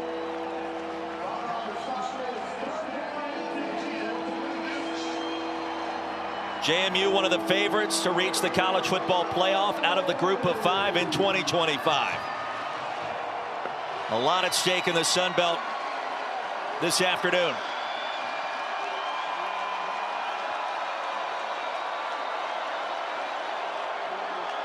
Hurd showing pressure. Here they come. Barnett had the ball tipped, and it's caught. Paul Hudson III. Hit hard, but the turnover, and the Herd will take over. Penalty flag flies in, and momentum has shifted. Sam, it was Boogie Trotter off the blitz. He's known for his interceptions this season. He leads the country in that category. The benefit about The result of the play is an interception by the defense. Personal foul, targeting with the crown of the helmet. Original offense. 68. That play is under video review. So Boogie Trotter's known for his coverage, but watch him, number 1, he's going to come off the pressure. Watch him attack the hand of Alonzo Barnett. He doesn't go for the sack. He goes for the football. This game is all about the ball. And so Trotter gets that hand, and then Paul Hudson III, he's a defensive end. He's a defensive end, gets that interception. Then now they're looking at Trent Wilson, number 68, for that targeting call. So it looks like a high, let's see if it's a high hit to the head or neck area. Hudson's not defenseless, so this is going to have to be targeting with the crown of the helmet. Right, so there's 2 different targetings, right? One is if it's a defenseless receiver or quarterback in a passing posture. Then targeting can be any forcible contact to the head or neck area. Forcible contact with an indicator, leading with the head, with that defenseless player. But if you're not defenseless, which Hudson wasn't, then targeting has to be with the crown of the helmet, meaning you have to lower your head, which Wilson does, and then makes forcible contact to the head or neck area. A different angle might show if that's more towards the neck, is that the clavicle? Like, that's what they're looking at. That's what the referees are trying to decide. The head does lower, right? They talk about the crown of the helmet. And then is that the shoulder, or is that the head or neck area? That's what's trying to be determined. Replay will determine if that call ends up being upheld. You called for the takeaway. That's what happened. Marshall's going to get the football one way or another. And Boogie Trotter, the shortest man on the field, leads America with 6 picks this season, creates a play with his pressure off the edge, attacking the quarterback, Barnett. We had Boogie Trotter as one of our impact players, and I was kind of hesitating because I'm like, man, they're probably not going to target him, right? 5 picks on the season, tied for the lead in the nation. 2 pick sixes, tied for the lead. But he shows up in other ways. He shows up in the running game as a tackler. He shows up. After video review, there is no targeting on the play. Number 68 may remain in the game. First down, Marshall. So let's start with the targeting. Let's start there. So here's what was seen. It's not a defenseless player. Paul Hudson, he's a runner. So boom, Boogie Trotter, and then the interception, and now he's a runner. You're not defenseless. So that forcible contact is not to the head or neck area. It's more to the shoulder, though that head was lower. And also it was more of a forearm as well. So that's kind of part A. Part B, though, going back to Trotter, is that even if you're not targeted, let's say you're a receiver, you're like, I can't get the ball, or a DB, he continues to make plays. And he continues to prove why he's so versatile as a player. Wood Lacey went in motion. Del Rio Wilson faked it on the jet sweep. Still on his feet. Tackled out of bounds at the 21.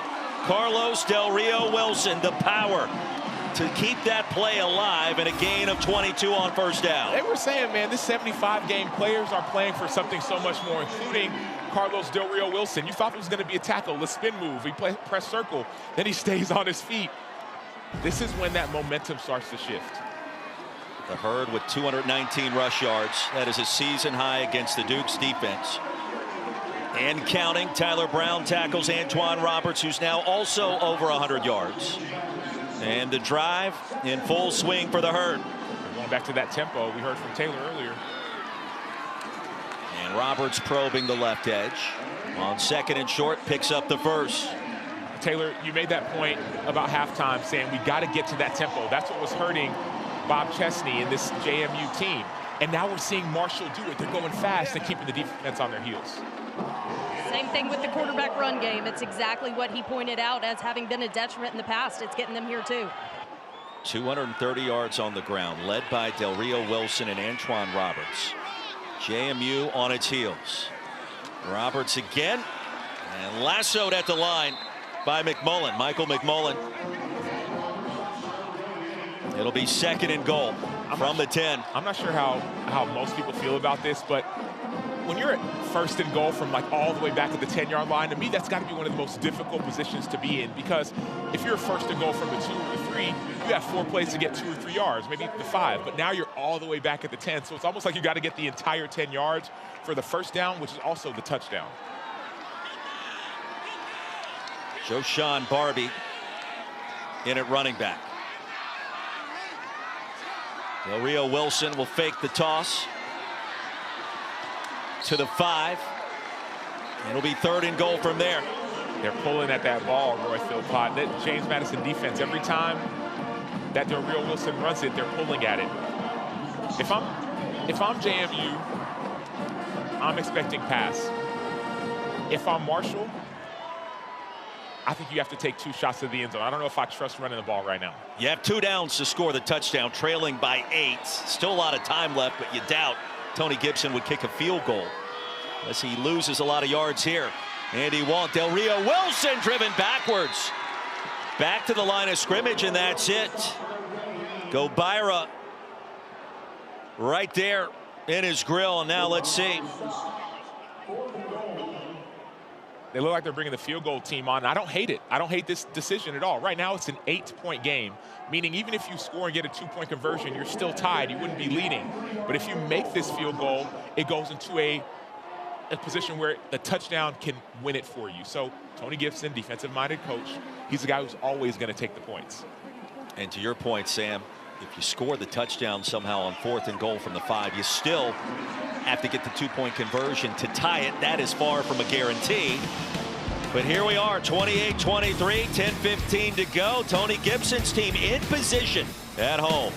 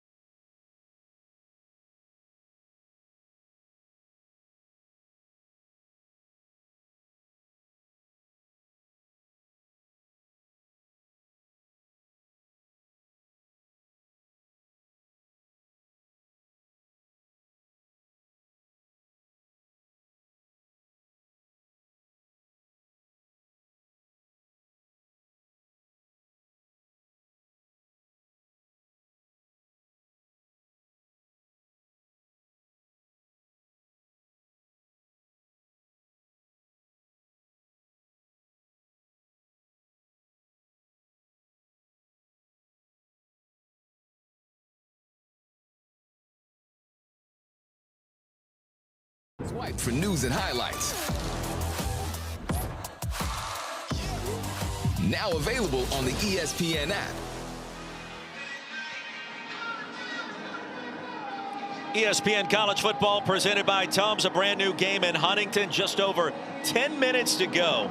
And the lead at 5 for JMU against the Marshall Thundering Herd. They play for the 75 game. What a comeback this has been for Marshall to get back in it as we take a look at this week's college football playoff rankings. Brought to you by Allstate. Iteration 2 headed your way Tuesday night. And the top 12 as they stand now, according to the committee. What catches your eye here, Sam? Bye-bye BYU. They're undefeated no longer. They're down 26-0, or at least it looks like no longer. That's the biggest thing that stands out to me.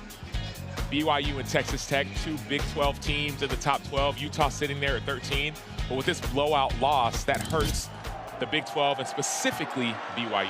Bulldogs versus Bulldogs. A lot of folks thought that would be close in Starkville. Gunnar Stockton said, not today. JMU gets it back. Wayne Knight bottled up by Kaba. So the TFL, and you translate everything we just talked about into the group of 5. And JMU with a 29% chance to crash the college football playoff party this winter. But the Dukes have to win today, run the table, claim the Sun Belt crown to make it happen. And of course, we are also watching what goes down in the American, South Florida and North Texas in particular. And the reason why is South Florida has a 35% is because they have impressive wins on their resume. Boise State, Miami. Barnett the third.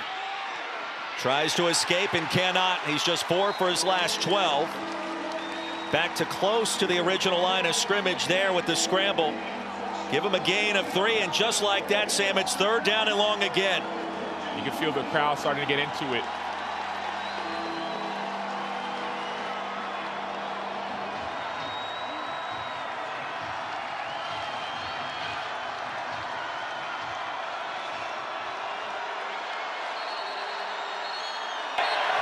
Second charge timeout. Marshall, 30 seconds. Herd will utilize their second timeout of the half. Some personnel issues for Tony Gibson's team on defense. Now you can see how frustrated he is, but as frustrated as he is, this is a great opportunity for Tony Gibson, the former NC State defensive coordinator, to get his defense's mindset correct. Now going back to this James Madison opportunity, I was talking about South Florida. They have an impressive win versus Boise and Florida, but an embarrassing loss versus Miami. That embarrassing loss, though, has kind of been offset because they're doing so well. James Madison, on the other hand, they have to find ways to win in an impressive fashion because they don't have that impressive of a resume as some of the other teams that are vying for an opportunity in the college football playoff. A lot of football left to be played. Anything can happen. Mathematically, this team is on the verge, and Tony Gibson told us yesterday, my goal here is to get our team, the Thundering Herd, into the playoff. It won't happen this year, but this could be a springboard into bigger and better things. Marshall finds a way to come all the way back today. Out of the timeout on 3rd and long. Barnett the third has a man. Oh, and it's incomplete. It came out late. Sanchez was turning around. Cam Smith was in his face. And the ball popped out as he came down to the turf. It looked like Sanchez was going to find a way to come down with that. But Cam Smith, number 0 on defense, was out of position. And that ball just barely bounces out the hands of Sanchez. A 3-and-out force by the Marshall defense. And momentum clearly on the side of the Herd. Here's Floyd Lacey. Off the bounce. On his feet. And Lacey to the 25. After a punt of 61 yards, a return of 10. Marshall gets the ball back, trailing by 5, 8:38 to go.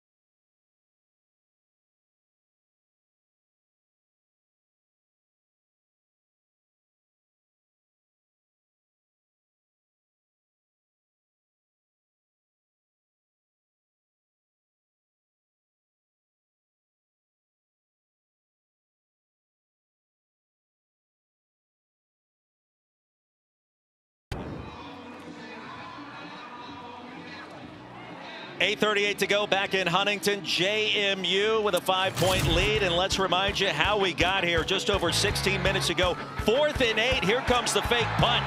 Nathan Totten to his long snapper Gavin Megorian. Moments later, the touchdown by the Herd to make it a one-score game after the 2-point conversion, Sam. And here comes Marshall, the play for the 75 game. Boogie Trotter forcing an interception, a field goal moments later. And we have a ball game that is coming down to the wire at Jones C. Edwards Stadium. See all that positive momentum by Marshall. But let's not forget there was a wide open touchdown drop by James Madison, so it's going in both directions. Off the jet sweep, Floyd Lacey. It looked as if he was banged up on that punt return moments ago. Now A-OK across the 30. A good gain on first. James Madison defensively allows 80.3 rush yards per game. Marshall right now has tripled that. They're over 240 rushing yards so far. They are the physically dominant team today. A lot of teams and their fan bases tuning into this game, rooting against JMU. One of the favorites out of the group of 5 to reach the college football playoff. What a story it would be, and a comeback story at that for the Herd. Toby Payne, another grab, and the tight end picks up a first. Toby Payne, from not too far from here, decided to stay, and he's one of the captains of this team. That was a critical catch.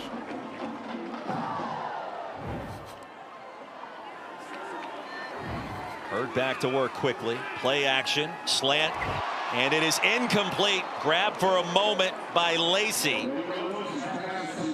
And it was popped out at the last minute under duress with Tyler Brown. Yeah, number 13, Tyler Brown, number 32, DJ Barksdale. They meet at the football. So you're going to see Floyd Lacey get the catch almost, but then, man, you start hearing people talk about hearing footsteps. That's kind of what happens, man. I know I'm going to get a catch, but, man, these DBs, these safeties are coming. So Tyler Brown, number 13, helped make that play. They'll set up the screen. Lacey grabs it and is met with resistance right away. Amar Thomas. It'll be 3rd down and long, and Thomas was ready and waiting.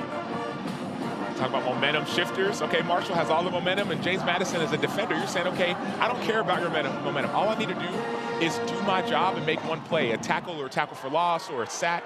That all of a sudden gets this field back to a level playing field. 3rd down and 10. Duke showing pressure, one of the top defenses in America. 8th nationally coming in total D.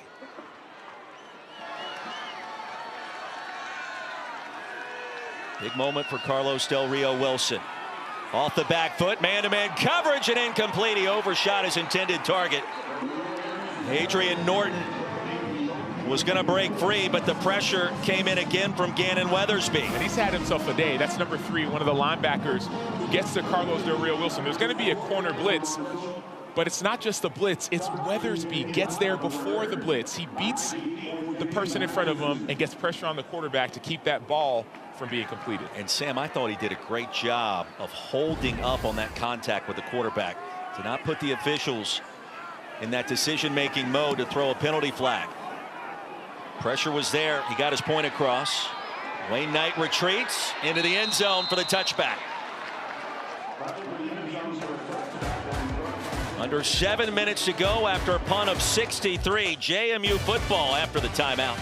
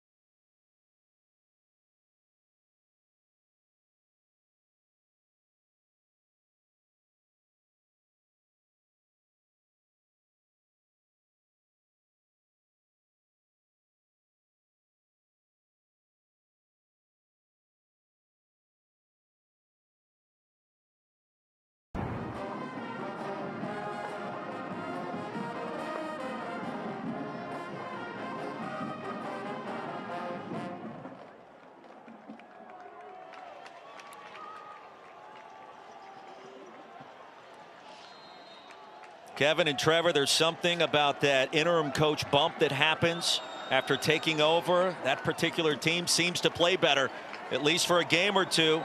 And for Penn State, weeks after the firing of James Franklin, the Nittany Lions in position. Meanwhile, JMU gets the football back here in Huntington, protecting a 5-point lead. Lonzo Barnett III rumbles over the right side for a short gain. And this JMU offense, Sam, has been going in reverse for most of the second half. They've been stalled really the last 3 or 4 series. They had so many explosive plays. But ever since that wide open drop touchdown pass, either Marshall has gotten more stout or James Madison has gotten a little bit tighter. There's still opportunities down the field, but they haven't been able to convert on some of their deep passes. The only big play of the second half, the 80-yard touchdown, Jalen Sanchez. That's been about it. Barnett waiting for the blockers, and they do not come. Shove backwards. Tyus Martin, 3rd down.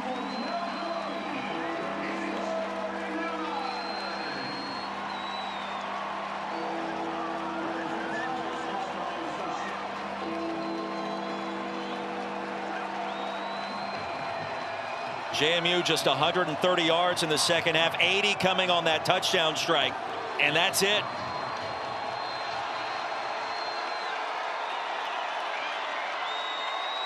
Tony Gibson, head coach / defensive play caller, got to love this. They'll show a 4-man pressure. Here they come. Barnett coming from the backside, tripped up, and he dives to the 25, and that's it. Javay Gilmore, here comes a flag, and wait 1 second. After the play was over, unsportsmanlike conduct, offense, number 14. The penalty will be enforced after distance to the goal line. The down counts. It's 4th down. This is number 14's first unsportsmanlike conduct of the game. So it starts with the shoestring tackle by Javay Gilmore. I mean, there was nobody in the middle of the field. That shoe was able to trip him up. And then Alonzo Barnett gets called for this unsportsmanlike conduct call. It's going to be a big-time field position shift for the team. Punt team on the field. The last 3 JMU possessions. Interception, 3 and out, 3 and out. And the herd with Floyd Lacey standing at midfield. Should have outstanding field position. And it will. 3:30 Eastern, ABC, the place to be in the all-new ESPN app. Undefeated Texas A&M, ranked number 3, travels to Columbia, Missouri to tangle the number 22 Missouri Tigers. And in primetime at 7:30 Eastern, 4th-ranked Bama hosting LSU in Tuscaloosa. Now playoff implications around America today, including here in Huntington. JMU in position to make a run at the Sun Belt Championship and perhaps the CFP. The Dukes can ill afford a loss today. And now Marshall will get the football back, Sam, 53 yards away from its first lead of the game.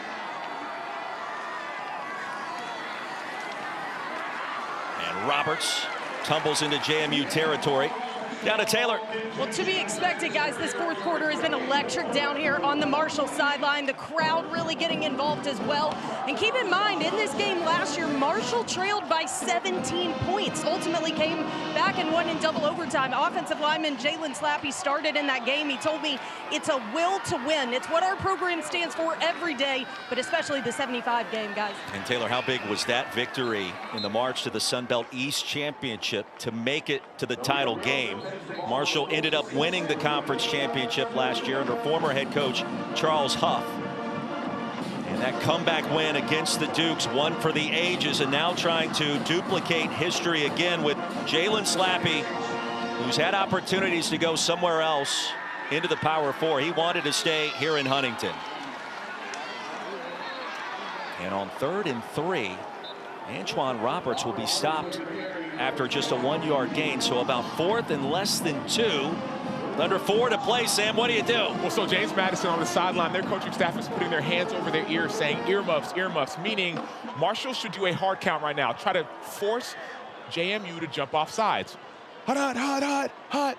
And if that doesn't work, then you're able to run whatever play that you want to run. Only one timeout remaining for head coach Tony Gibson. That also becomes a factor. On 4th and 2, out of the gun, Roberts over the right side, and JMU stopped him dead in his tracks right there.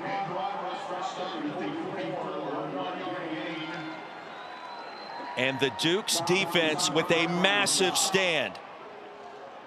Talk about ways to try to slow down momentum. As a defender, you don't care about that. You say, all I need to do is make one play. So watch here. You're going to see the right side of the formation is just collapsed. You see number 70 for Marshall, Jalen Slappy. He's stepping in at right tackle because their starting right tackle, Christian Richter, got injured. And 17 seconds, please. So he moves out to right tackle. But the defense, they were just refused to be denied. James Madison had to make that play, and they just collapsed the entire right side of the line of scrimmage. The 2-minute timeout and one more pause for Marshall with the one timeout on its slate down the stretch. And for JMU, it becomes a mathematical game. You're able to grind the clock with a first down or two, and this game will end the victory for the Dukes. Their 7th in a row, and their playoff hopes remain intact. And Sam, it has not been easy today. It has not. We just saw, you saw on your screen a second ago, Terry Lockett Jr., number 90, made that stop. But now it's on the offense. The offense for James Madison has to be able to finish this game. They've been stalled the entire second half, minus that one big play. This is where you finish. Jordan Fuller, the running back, 229 pounds, the 5th-year senior. Began his career at Holy Cross with his head coach, Bob Chesney. He was stopped by Jalen Parker. And Marshall not electing to utilize the timeout here on 2nd and 9. Remember, they only have one timeout. Why? Because they used one of their timeouts after that fake punt where they didn't have to. So only one timeout could prove critical. Marshall would expect the run. If I'm James Madison, continue to hand it off to make sure that clock runs down. Sanchez lines up in the slot, caught his first touchdown this season for JMU earlier in this second half. Barnett to the perimeter, stays in bounds and will push his way across midfield. Parker a tackle, and now it's going to be 3rd down and short. Charge timeout, Marshall. Yeah, smart play by Alonzo Barnett, making sure he's stayed in bounds to force that last timeout to be used. And now James Madison will have a 5-point lead. They only had one loss. That only loss coming way back in week 2 at Louisville. And the Dukes, with then quarterback Matthew Sluka, taking the lead in the second half before Chris Bell happens. And that's happened frequently this year for Louisville opponents. That tied the game at 14. And then the Louisville defense taking over. The strip sack recovered in the end zone before Isaac Brown put the icing on the cake for the Cards. Louisville currently ranked number 15, Sam. That loss was a lot closer than the score indicated, but it speaks to what JMU is capable of to be able to have that game as close as it was and a second half lead as close as that was. And if Louisville continues to win, all of a sudden that will look better on JMU's resume, because the committee will go back and look at that game and say, okay, Louisville right now a top 15 team. Let's say they continue to win. Let's say they're a top 10 team. Now, all of a sudden, if James Madison continues to win, that loss looks so much better on their resume. A first down here could essentially end it with Marshall out of timeouts and only the 2-minute stoppage to go.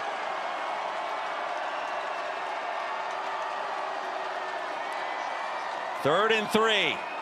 Back the other way against the grain to Wayne Knight. It's a first down and a lot more. Wayne Knight into the end zone, and JMU extending the lead. Well, Sam, we've seen many times in a situation like that, Wayne Knight could have stopped short of the goal line. And you look at some of the percentages in play in a moment like that, they would indicate that that would be the right call to make. Instead, it's into the end zone, the lead at 11 with 2:18 to go. So I like the play call. Wayne Knight, 5'7", 190, he gets lost. I think he should have gone down, because if you go down, all of a sudden you can just take a knee and the game is over. But now you give Marshall an opportunity to get the ball to score and then kick an onside kick and score again. you could see he was thinking about it. You could see he was like, man, do I go in? Do I stay? What do I do? I would have loved for him to just slide down at the 1 yard line and take a knee. But still, this is a critical play. He's on the opposite side of the line of scrimmage, and the defense gets fools. He catches the ball. That's number one. And then he's trying to say, okay, what do I stay? Do I go? Do I? And he decides to get into the end zone. Football in 2025 instructs you to get down before scoring, and the game is essentially over. It's a long shot for Marshall to try to complete a comeback here. Don't let that overshadow the day that Wayne Knight has enjoyed. He's one of the top all-purpose backs in America. We mentioned the Paul Hornung Award list. He's a finalist, one of just 6 players. And those numbers tell the story. It's not only on the ground, it's through the air. And Wayne Knight has been electric for this offense, but now it's time for the defense to step up. You have a 12-point lead, so they need 2 touchdowns to win it. And defensively, you have to know they're going to try and get a chunk play.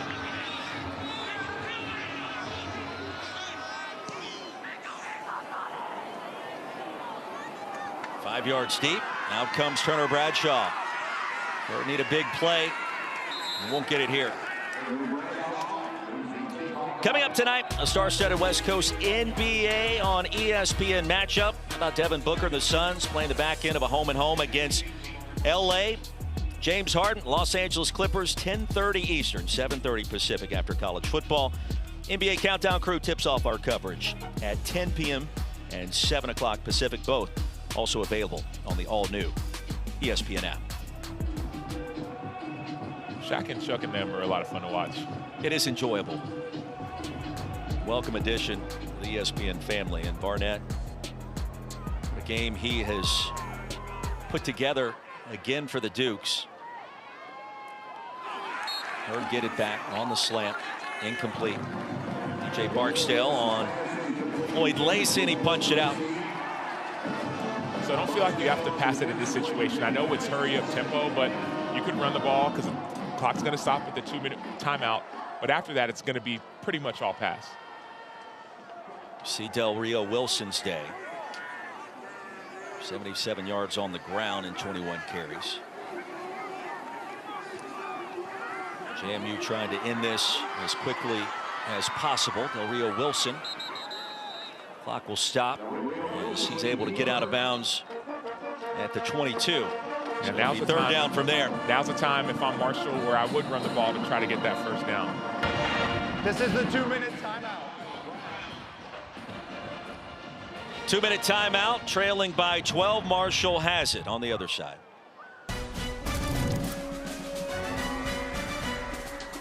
ESPN College Football is presented by Tums Fast Heartburn Relief, so you can love food back.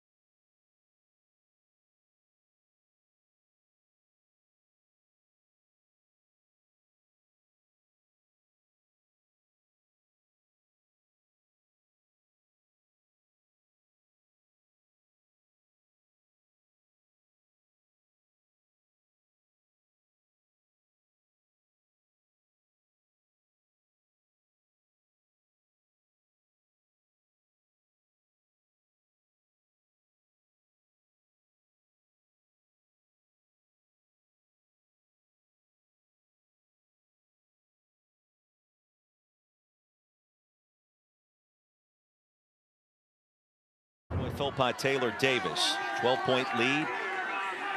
James Madison, the Dukes, trying to win their 7th game in a row. Marshall has it. 3rd down and 6. And the completion to Lacey. He'll get out of bounds. It will stop the clock to move the chains. An 11-yard pickup. Time is of the essence, not just because you have to score once, but because you have to score twice. So everything should be thinking get out of bounds. I understand that 1st down stops the clock for the chain to be reset, but I would think out of bounds more. Barbie, the running back. Marshall has got to go. Needs a big play or 2 or 3.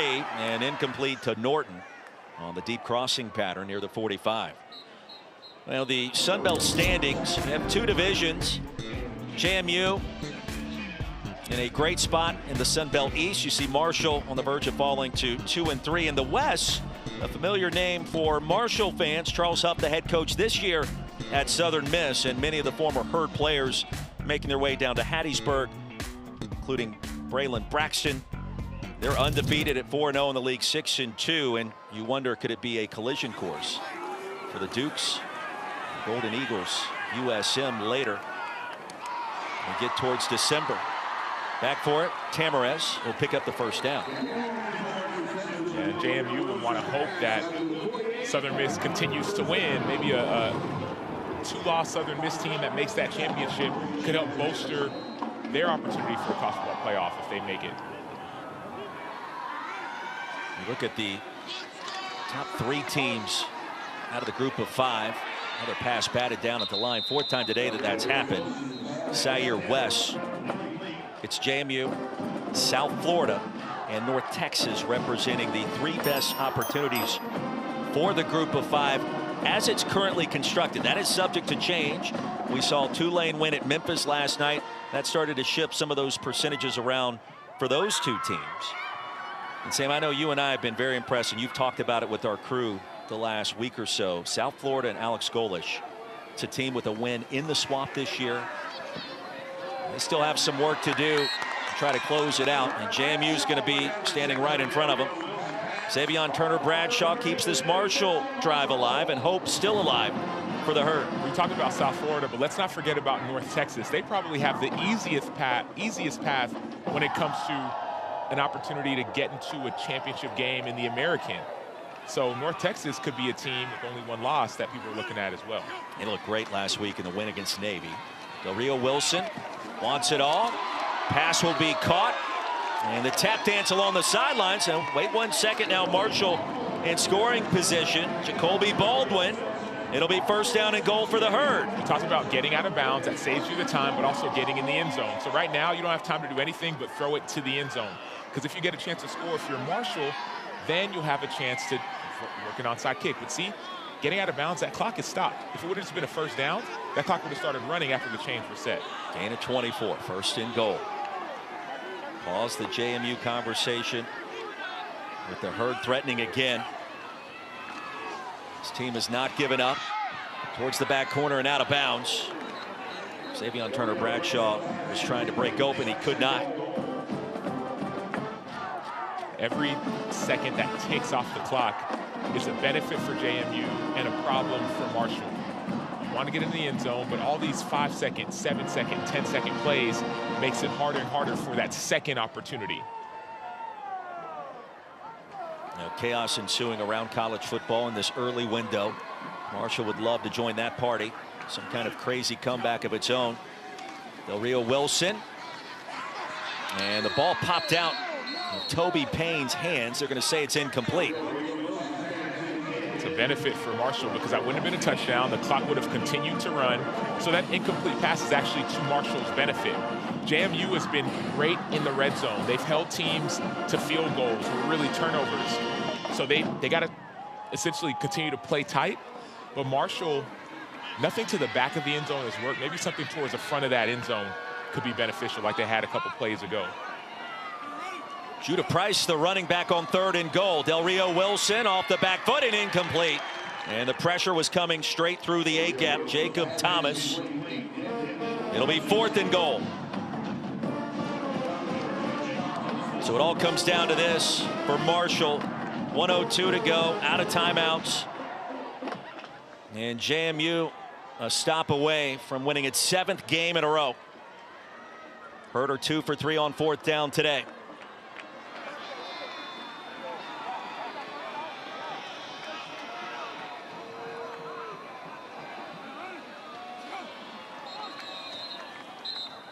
And Bob Chesney ran down the sidelines to call the timeout.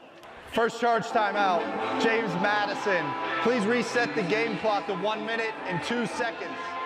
1:02 on the game clock, please. Love that timeout by Chesney. Now he knows what the Marshall team was going to try to do, and now you make them go into their second play. We mentioned this at the top of the show. South Florida, North Texas, out of the American currently. Our friends at ESPN Analytics, the highest percentage to reach the CFP. James Madison at number 3 at 29%, and that'll be bumped up a couple of notches with a win here today that the Dukes absolutely had to have. You have Tulane and San Diego State, which has a couple of impressive wins on its resume this year versus the Power 4. Also a part, and we'll see some other teams. If Navy were to upset Notre Dame today, that certainly would shift some things for Blake Horvath and company. That probably helped the North Texas team that just beat Navy not too long ago. So North Texas, their path looks relatively clear. South Florida has a tough path, but man, they have some impressive wins. And James Madison, they need to continue to not only win, but win in an impressive fashion. On 4th and goal, Del Rio Wilson. It's gonna be sacked all the way back at the 18. Gobira was able to get there first in a race to the quarterback. And JMU, Sam, there were some moments today where it did not look like it was going to happen. But that 4th down stop just 8 minutes ago was critical. And the Dukes, the 12-point lead, will hold on in Huntington. Yeah, Aiden Gobira waves bye-bye. Remember, Jalen Slappy, starting guard, moves to tackle. So you have a backup guard in there, and Aiden Gobira is going to eat against the backup guard. Now the offense back on the field, including Wayne Knight, who serves as the last line of defense. And for JMU, one more snap of the football.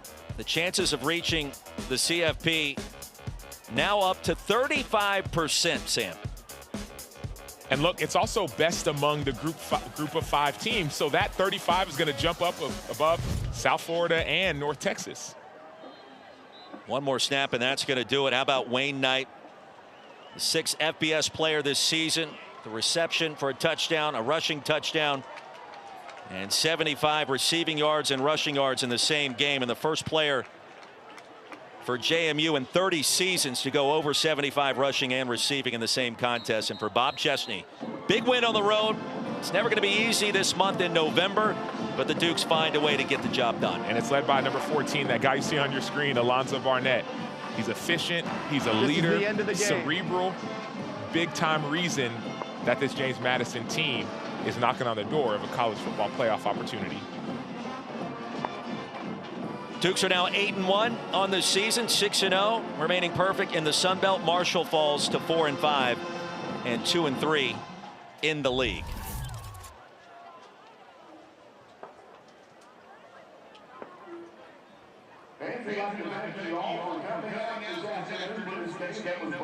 The Dukes get it done after a fast start. And listen, Marshall, this is a team under a first-year head coach, Tony Gibson.